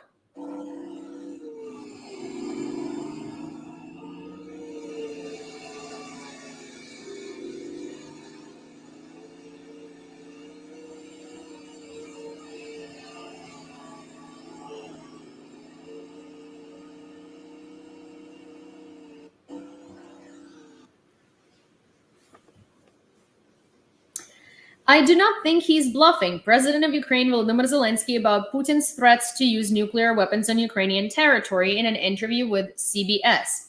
Putin wants to scare the whole world. These are the first steps of nuclear blackmail. I don't think he's bluffing. I think the world is holding him back and containing this threat. We need to keep putting pressure on him and not let him continue, Zelensky said. The United States has a clear plan of action if Russia uses nuclear weapons, said Blinken. Which this is the most that US has said, and this is like actually it's very big that he said that there is a clear plan. Also, Liz Truss yesterday, or I mean, I guess for some of you today, for some of us yesterday, had said that they will destroy the Russian Black Sea Fleet if they use nuclear weapons, and that's going to be UK's response. So that's big. Also, let me do something. I want to look up that CBS interview with Zelensky, and I want to see if I can play it for you guys, because last time that I was playing Stephen Colbert, it was like, you are not allowed to play this content. So I'm going to try and see if we can play Zelensky CBS interview, because I'm very interested in hearing it. Oh, 60 minutes 5 months ago, 60 minutes 5 months ago, 5 months ago. 5 months ago. Huh. CBS interview new? 5 months ago.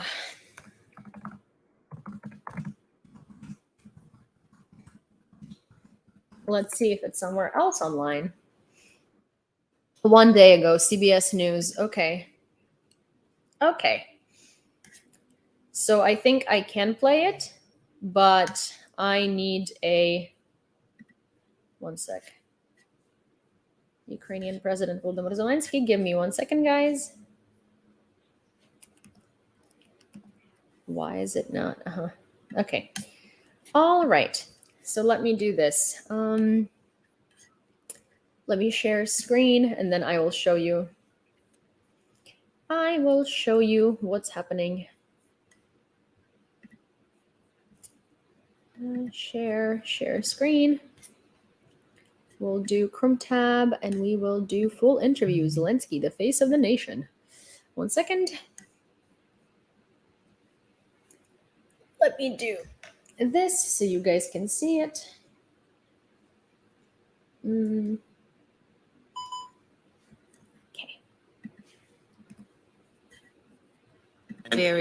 Amazon was supposed to be temporary, and I found out about this amazing program. They actually train you in software development. You're going to learn about electricity. You're going to learn about robots. It has tripled my income. Amazon. You started your question with an answer that is correct.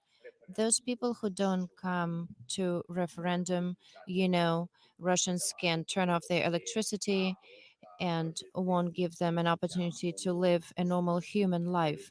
They force people, they throw them in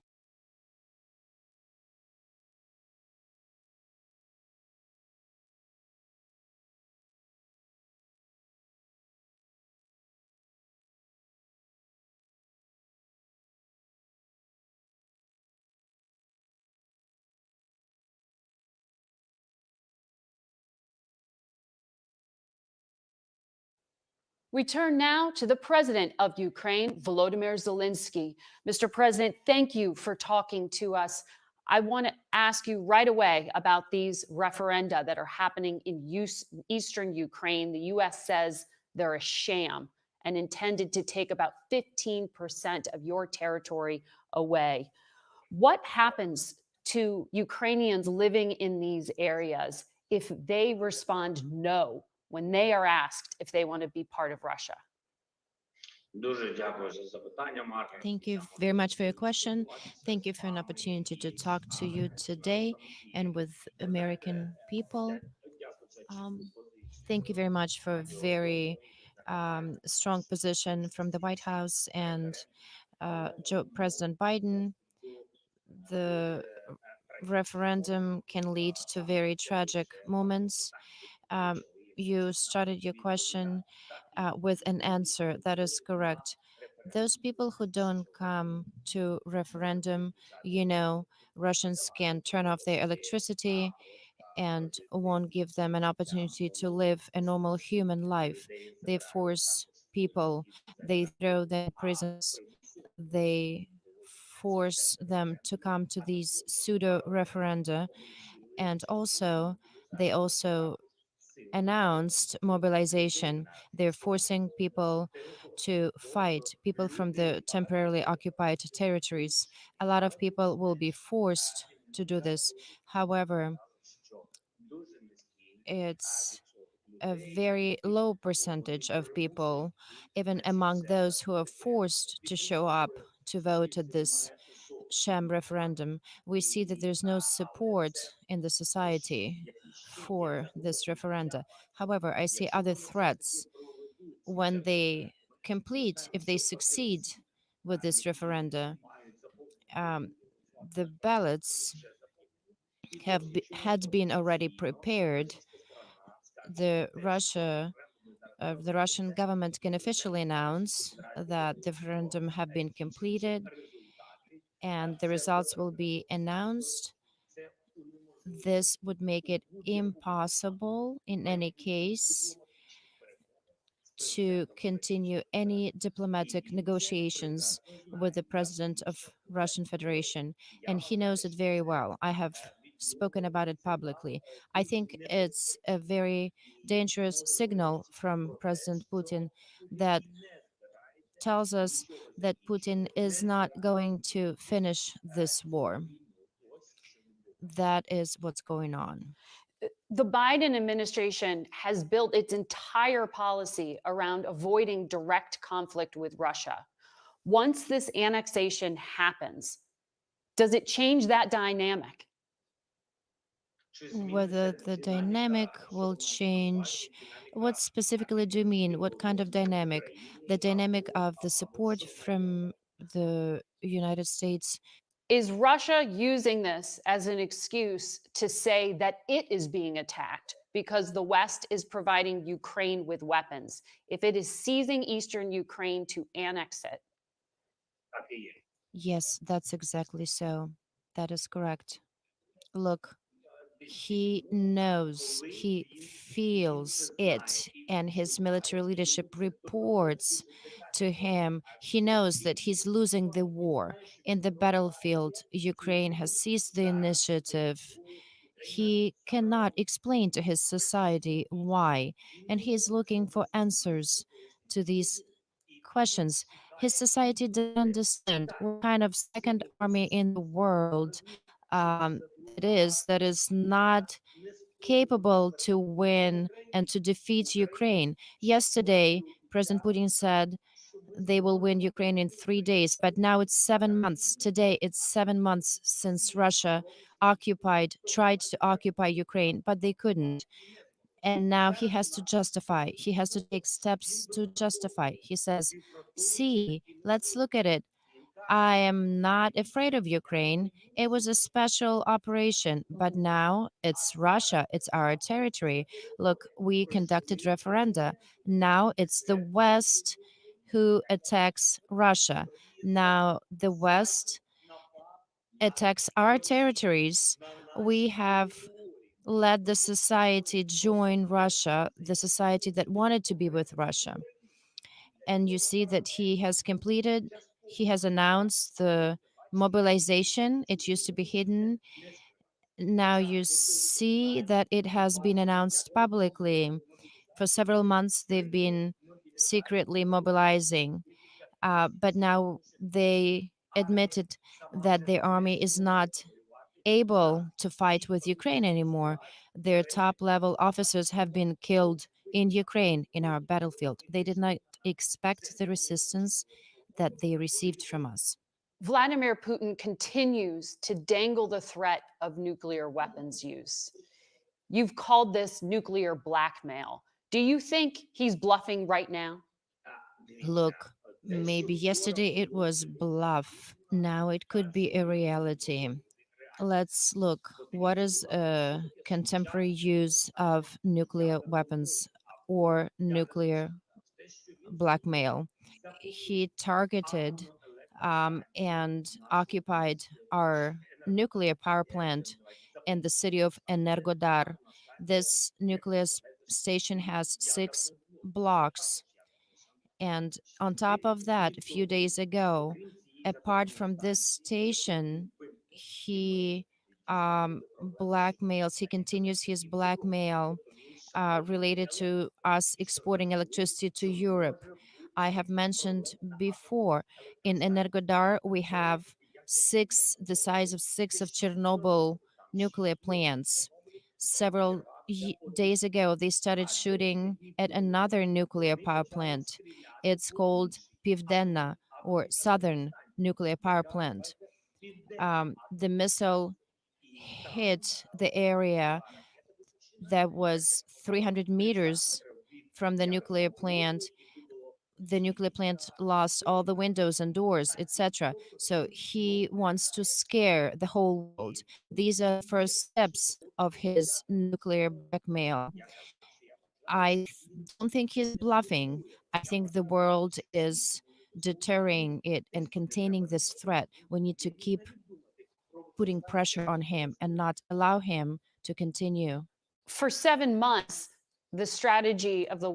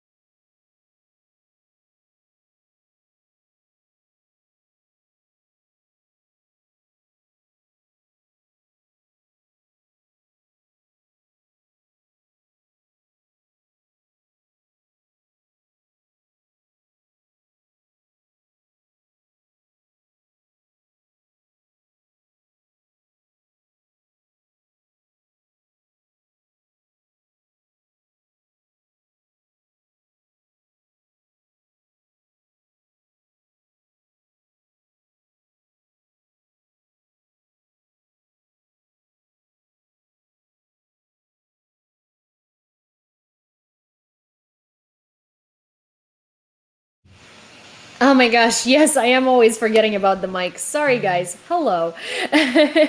What I was saying this entire time, thank you, James. First of all, while I was on Twitter, secondary feed, no, I just always forget to click the thing. Trust me, ADHD is a thing.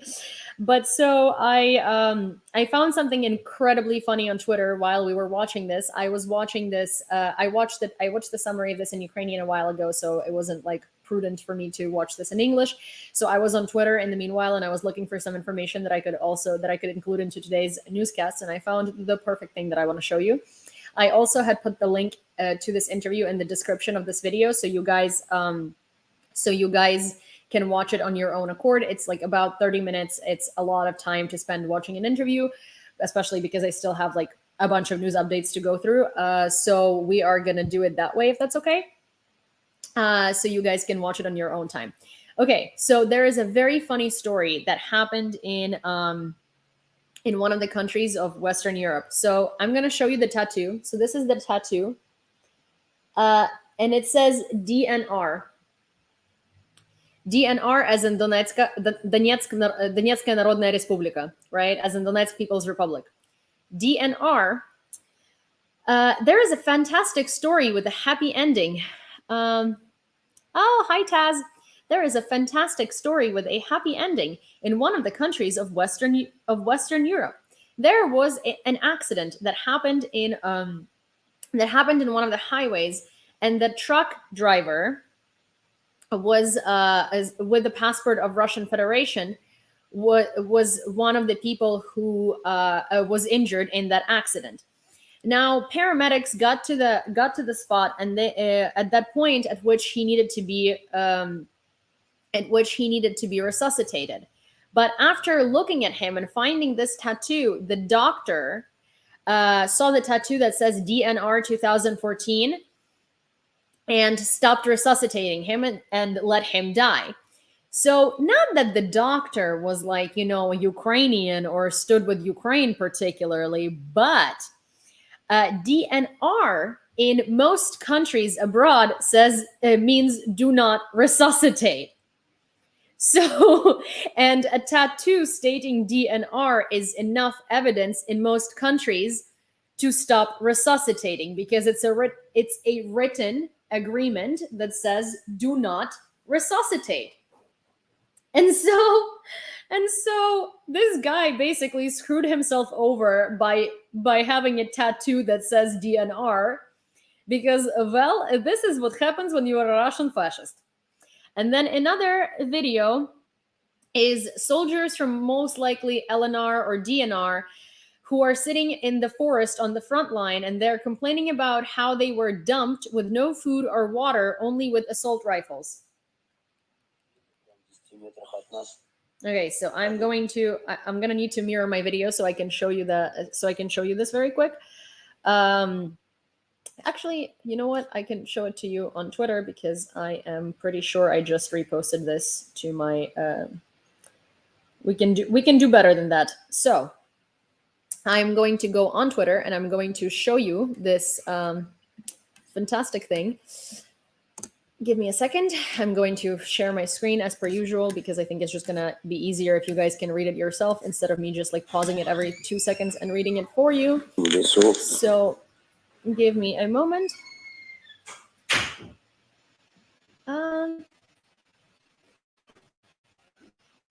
Okay, so there we go. I'm going to do this again. Sorry, today's broadcast has a lot of videos in it. We are doing good. How are you doing? Stop screen, and then we're going to share screen again, and we're going to share Twitter, and I'm going to show it to you as well. So, okay. Are we ready? And I will try to not forget to unmute. Только что был минный обстрел. Минометы хуярили по нам. Нас оставили в лесу, всем похуй на нас. Сидим, ждем у моря погоды. Мины прям в 10 метрах от нас падали, приземлялись, разрывались. Вооружение все там на дороге. На нас всем похуй. Как пушечное мясо. Отправили в лес, нахуй, и оставили. Видел бы ты все Шойгу? Что сказал Шойгу, Коношенко? Что здесь творится с армией, тупой армией, которая вообще не действует? Только в кино показывают, заебись, а на самом деле вообще беспредел. Хуже, чем в ВСУ работаем. Долбоебами. Никаких командиров, нахуй, командиры хуй его знает. Съебались первыми, нахуй. Нихуя никого нет. Просто это вот контрактники такие же. Кроме автоматов ничего нет. Никакого снабжения, никакой электроники, ни квадрокоптеров, ни биноклей, ни тепловизоров. Вообще ничего нет. Автоматы и патроны, и все. И штык-нож. И штык-нож висит, ну. Все, нихуя нету, блядь. Вот сидим, ждем. Посмотрим, что будет ночью. Сидим на поле боя. Находимся на передовой. На передовой, вот прям за полем эти гондоны оставили нас без нихуя. Без воды, блядь. Без еды, нахуй. Посмотрим далее, что будет.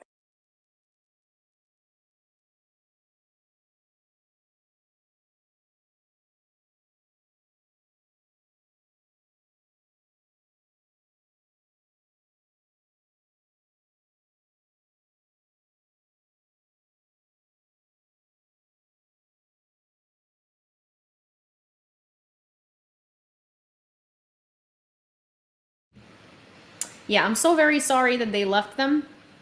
I'm so very sorry that they, you know, that these traitors and treasoners who are either Ukrainians who were bought by Russia to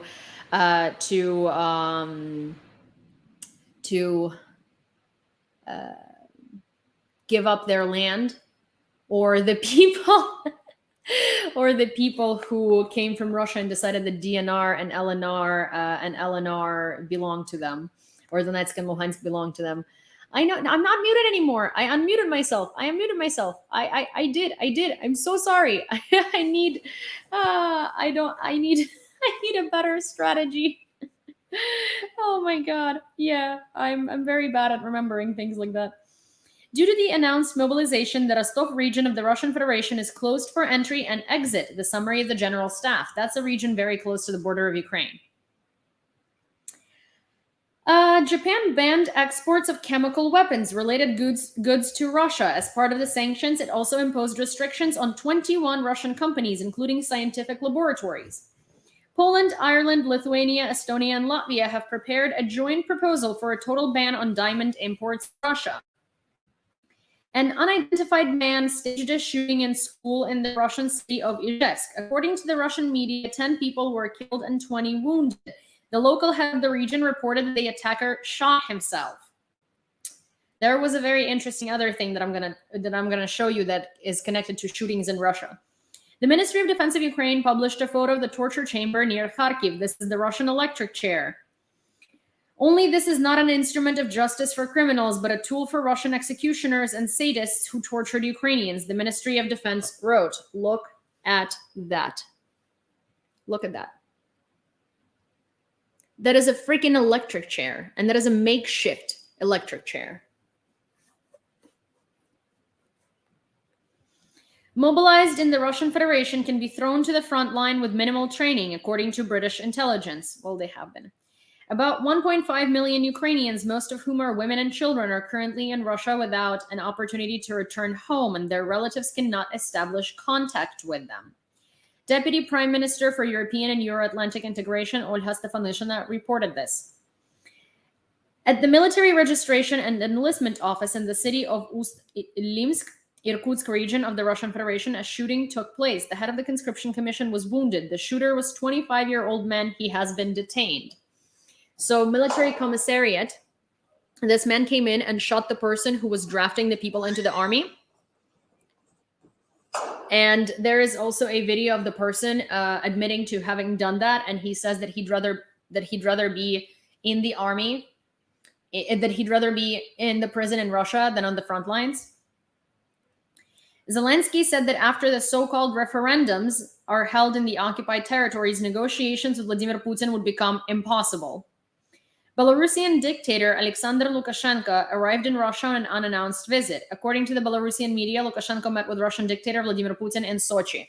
I think that Putin is trying to bring back his allies unannounced, and he's like, I think to me it looks like a move of despair, because he's scared that Lukashenko, like everyone else, is going to start moving away from him, because a lot of other people have, like Uzbekistan, Kazakhstan, Kyrgyzstan, Armenia, as I said yesterday, everybody is moving away from him. And I think that he's bringing his best buddy to make sure that the buddy is going to stay the course.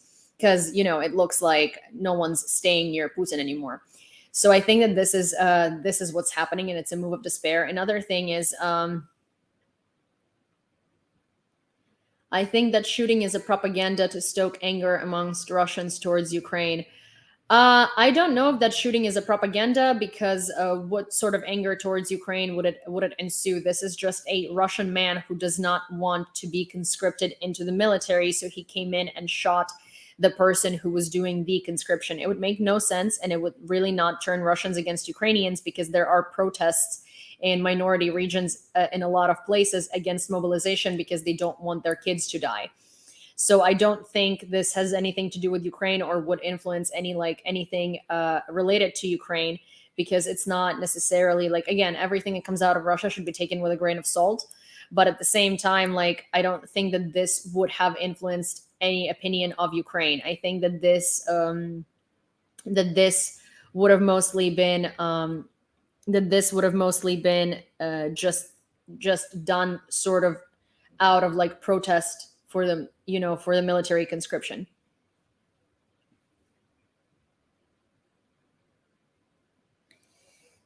Kazakhstan has no plans to recognize the results of pseudo-referendums held by Russia in the occupied territories of Ukraine. Reuters, citing Aybek Smadiyarov, spokesman of the Ministry of Foreign Affairs of Kazakhstan.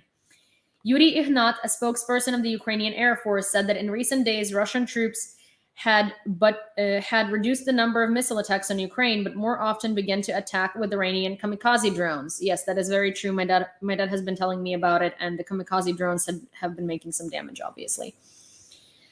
The Kremlin is preparing cyber attacks on critical infrastructure in Ukraine and allies, main Directorate of Intelligence of Ukraine is reporting. According to the intelligence, the first and foremost target will be enterprises of the energy industry. With this, the enemy will try to enhance the effect of missile attacks on electricity supply facilities in the eastern and southern regions of Ukraine. The Kremlin also intends to increase the intensity of DDoS attacks on the critical infrastructure of Ukraine's closest allies, primarily Poland and the Baltic states. According to Russian media, one of the mobilized men committed self-immolation at the central bus station in Ryazan, Russia. One of the eyewitnesses told journalists that the mobilized men did not want to go fight in Ukraine. And this is the consequence. Take a look.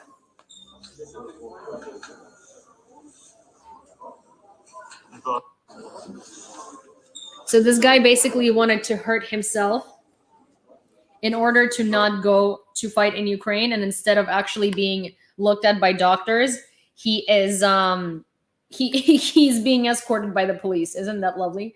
I mean, that kind of is the same thing in America, when you instead of being looked at by doctors, a lot of people with self-harm tendencies are being escorted by the police. So we should look at that and do better. The Russian army launched a missile attack on the town of Pervomaisky in the Kharkiv region. As a result of the shelling, a 15-year-old girl was killed. The head of the Kharkiv Regional Military Administration, Oleksiy Nahubov, reported this. The self-proclaimed president of Belarus, Alexander Lukashenko, said at a meeting with Putin that the Russian Federation and Belarus would not tolerate humiliation from Europe. Although the future lies in cooperation, Putin called on the West to respect Russia. Okay, so yes, as I said, this entire meeting was meant for Putin to make sure that Lukashenko is still on his side. Then they did this little speech where Lukashenko was like, yes, yes, yes, I back Russia, I back my daddy, and I back my paycheck from Putin. And therefore, we are all good. Don't worry, brother. Seeing you in John's live. Yeah, Aravos, right? Yeah, we're friends. And I'm also a mod for him now. The United States Secretary of State Anthony Blinken stated that the results of referendums in the DPR and LPR and Zaporizhia and Kherson regions would never be recognized. They will never be recognized as such, and Ukrainians have every right to take them back, the U.S. Secretary of State emphasized.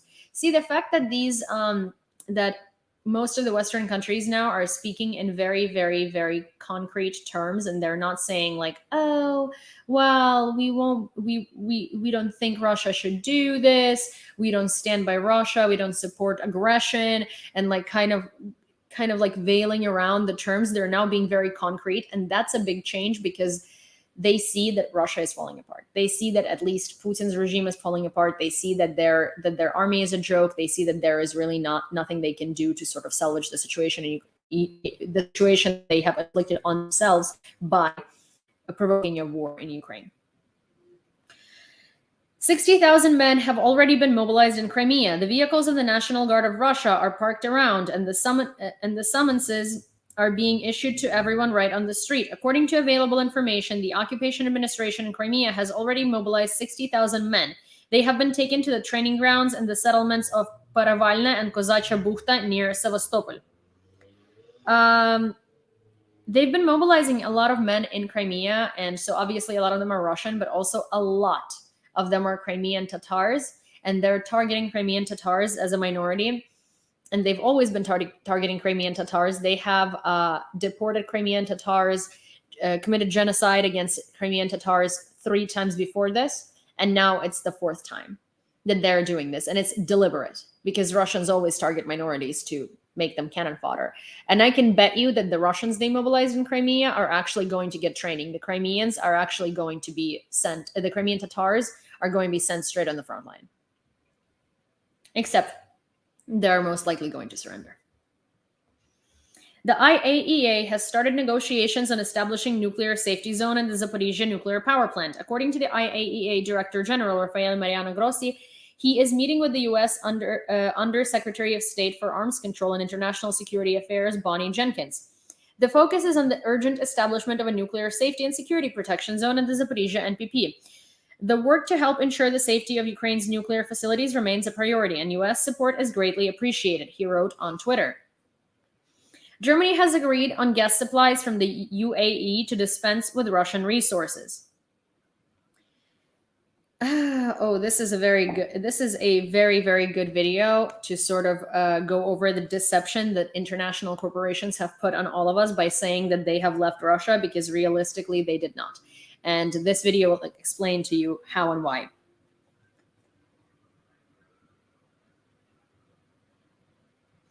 How international companies support the war in Ukraine with their actions is explained in this video. So take a look. This is a video from Ukraine Now. You know, I love it, and I think it's a very valuable resource. And I hope that you find it just as informative as I do.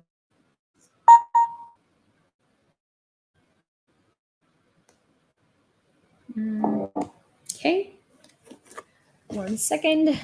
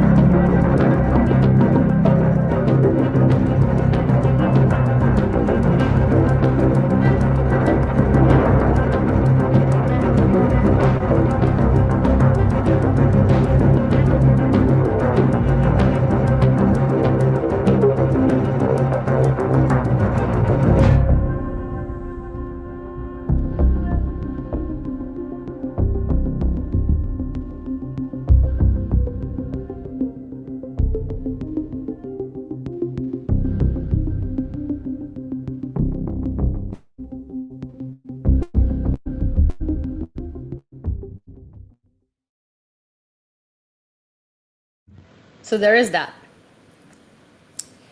And that is basically how these companies are reinforcing a genocide, and how they're funding Russian genocide of Ukrainian population by lying that they have left. The Georgian-Russian border currently looks something like this. And this looks kind of like the collapse of USSR. Look how many people are fleeing.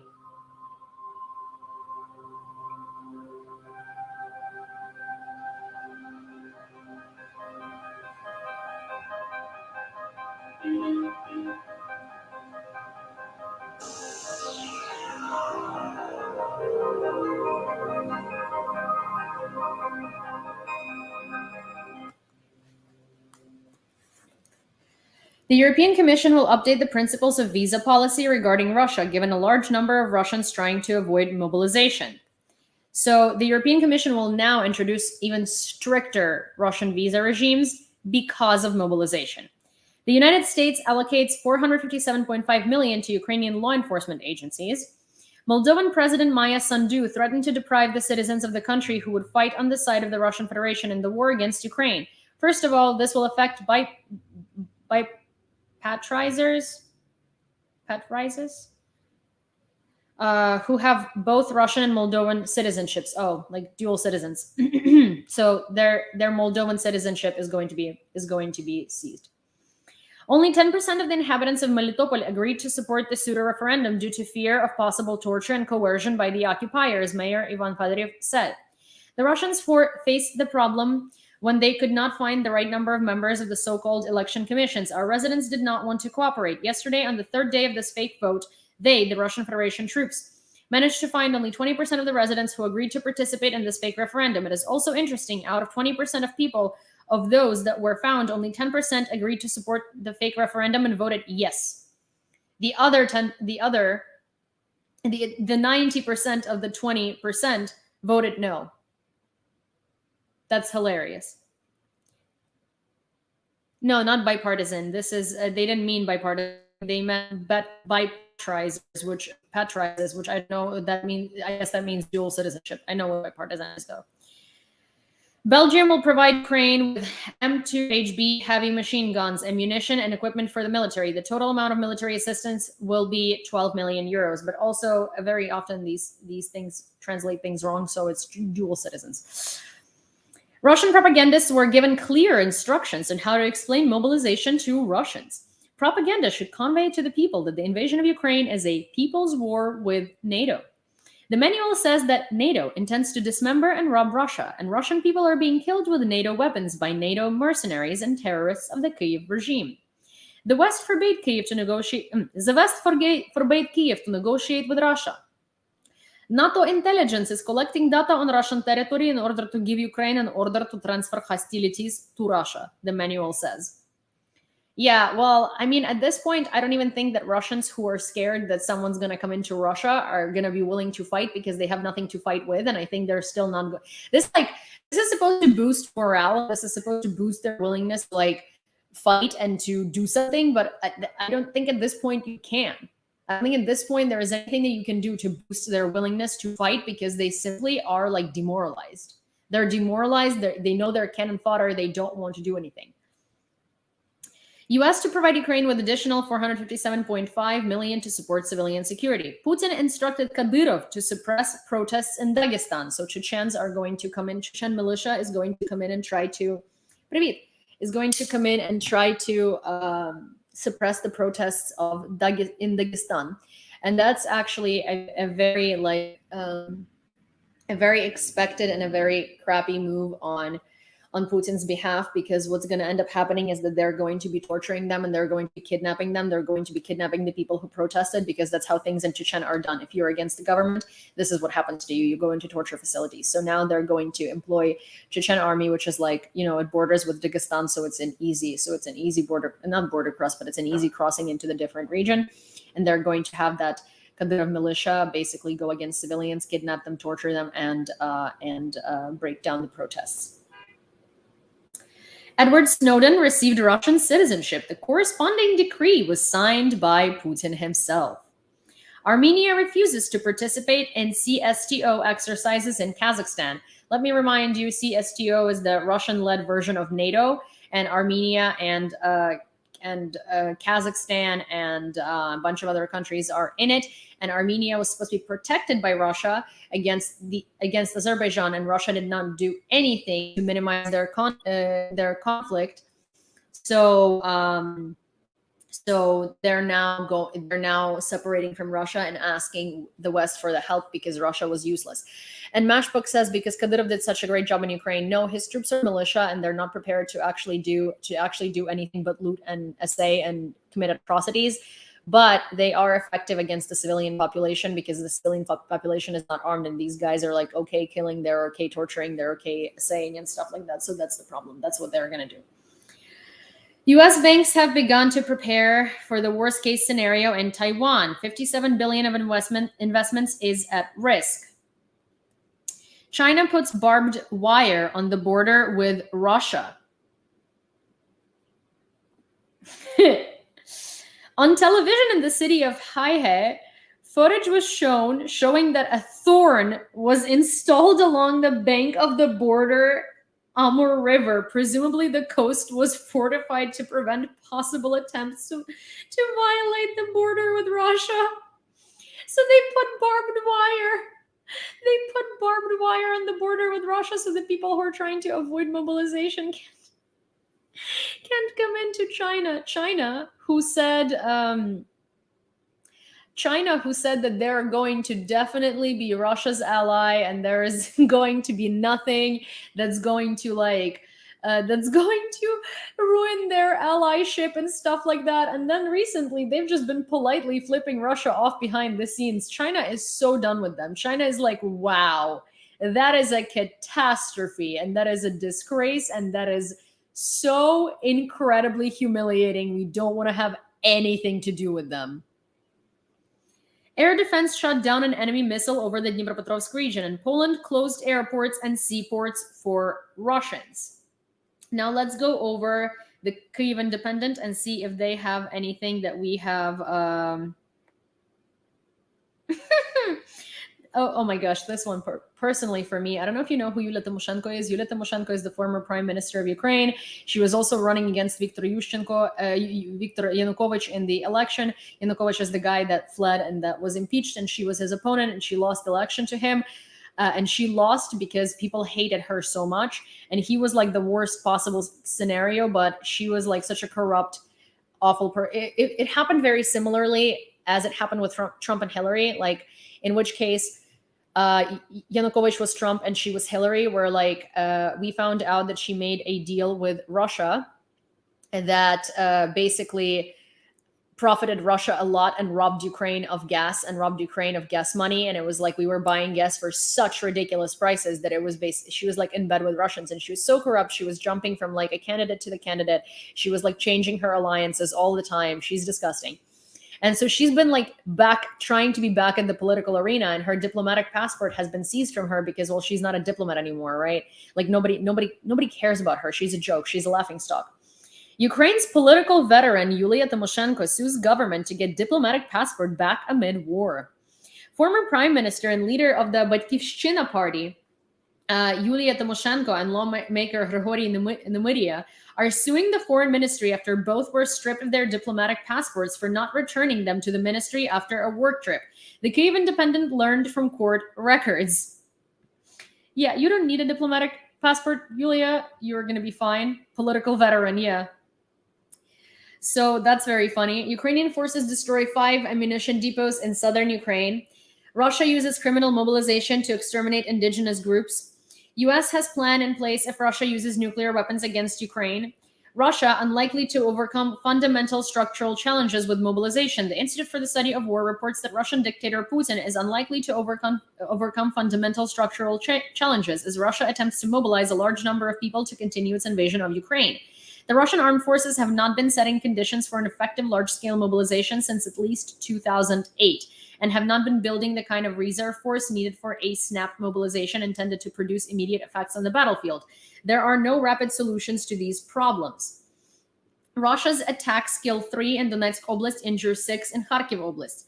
Russia's mobilized troops to suffer high attrition rate in Ukraine as per UK intelligence. The first tranches of men enlisted under Russian mobilization have started to arrive at military bases, but many of them will end up on the front lines with minimal relevant preparation, the UK Defense Ministry reported on September 26th.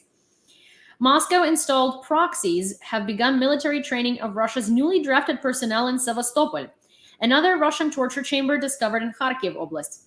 After Putin's nuclear threats, Japan stops exporting chemical weapons goods to Russia. As Ukraine looks west, Russia wins over Africa. While the Euro-Atlantic world has been firm in its support of Ukraine, the African continent has been absorbed by Russian propaganda that depicts Kyiv and European countries as the villains. Kazakhstan won't recognize Russia's pseudo-referendums in Ukraine. Ukraine's military says Russia saves money replacing high-precision missiles with Iranian drones. Well, now they're not going to be able to buy more Iranian drones because Iran has a lot more issues than that to deal with. Mirza says 11 military enlistment offices, 6 administrative buildings set on fire in Russia since the start of mobilization. Russia's attack on Kharkiv Oblast kills a teenage girl. Russia's war in Ukraine will cause 2.8 trillion in global economic losses. Ukraine's commander-in-chief, Valery Zaluzhny, featured on the Time cover. This issue comes out on October 10th with a story featuring Zaluzhny. It's titled Inside the Ukrainian Counterstrike That Turned the Tide of the War. And here is Valery Zaluzhny. And there is a joke online about him that says he has 2 daughters. Imagine you meet a girl and she invites you to meet her dad and says there is nothing to worry about. And then the commander-in-chief of the armed forces of Ukraine opens the door. What do you do? Lithuania's defense ministry. Russia may introduce martial law after sham referendum in Ukraine. U.S. to provide over $450 million for Ukraine's civilian security. Mayor of Melitopol says residents forced to vote in referendum for absent relatives and neighbors. Lithuania delivers 50 M113 infantry vehicles to Ukraine. Russian collaborator. After annexation, Russia to send Ukrainians from occupied territories to war. Oh, that's what they were doing. They wanted Ukrainians to fight for them because now they're Russians.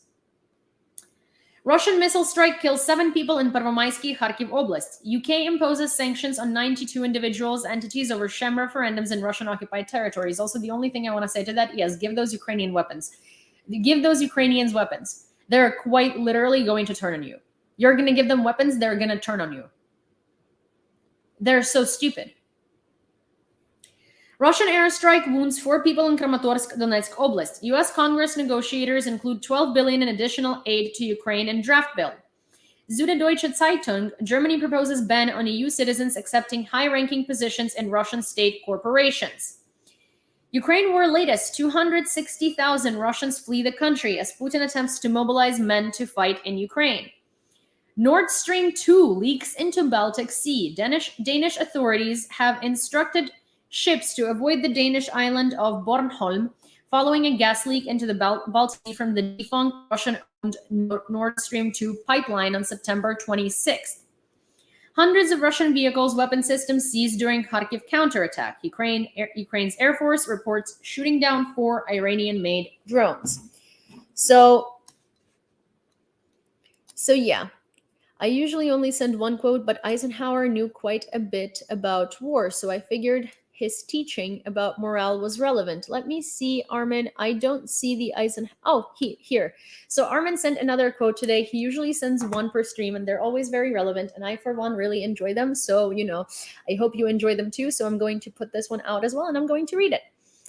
Dwight D. Eisenhower declared, morale is the greatest single factor in successful war. If Russians don't have esprit de corps, then they don't have anything. I agree. One of the reasons why Ukraine has been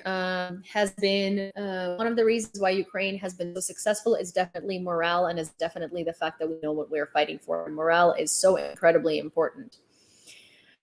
Hi from Russia. Well, I guess, what are you doing here? Anyways, that is all I have for today, and that is all I have to. There's chances you won't like it here, yes, for sure. So that is all I had for today. Do you have any questions, concerns, anything? Let me remind you that if you guys would like to, I am on Twitter. It's the same handle as everywhere else, Yulia. And you can follow me on Twitter, and I provide updates behind the scenes when I'm not live. Then another thing that I want to remind you is that here, so Tork interview, because some of you had got in later, last minute, needed to be verified by OPSEC of Ukraine. So I'm going to wait for them to verify it, and I can't release it until then. So unfortunately, it's not going to be released tonight, although it is ready. So what I am going to do, though, is I am going to release it tonight on Patreon. So you guys on Patreon are going to have early access because well, I mean, I do trust you, and that doesn't, it doesn't it doesn't spread it to the whole wide world. So if you would like to see the interview ahead of other people, please follow me on Patreon or subscribe to me on Patreon. Every subscription matters and goes a very long way, and I do really appreciate it. So if you'd like to, that's what I suggest you do. And other than that, hopefully it's going to be released in the next day or so. So with that said, my Patreon is Spy News Network INTL, and I will be incredibly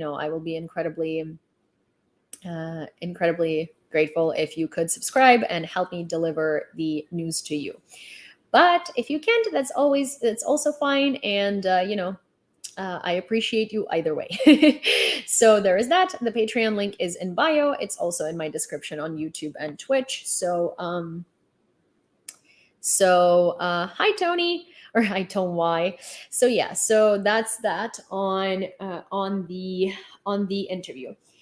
And unfortunately, last minute, I was requested to send it in before releasing it. So I also had to private the Ukrainian version of it too. But if you have the link, you are still going to be able to watch it.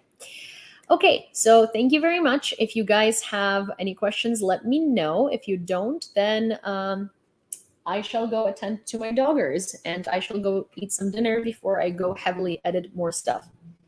Yeah, I'll come back on later. Okay. Let me know and we will proceed from there.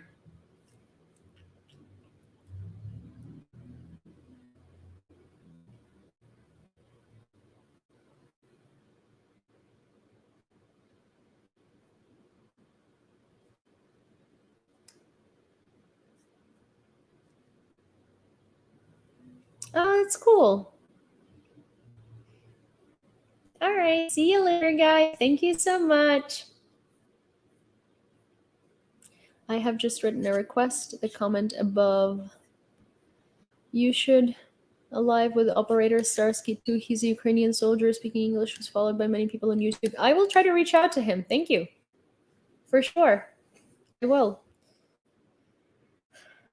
All right. Bye, guys. Oh, hi, Joe. Good to see you. Bye, everyone.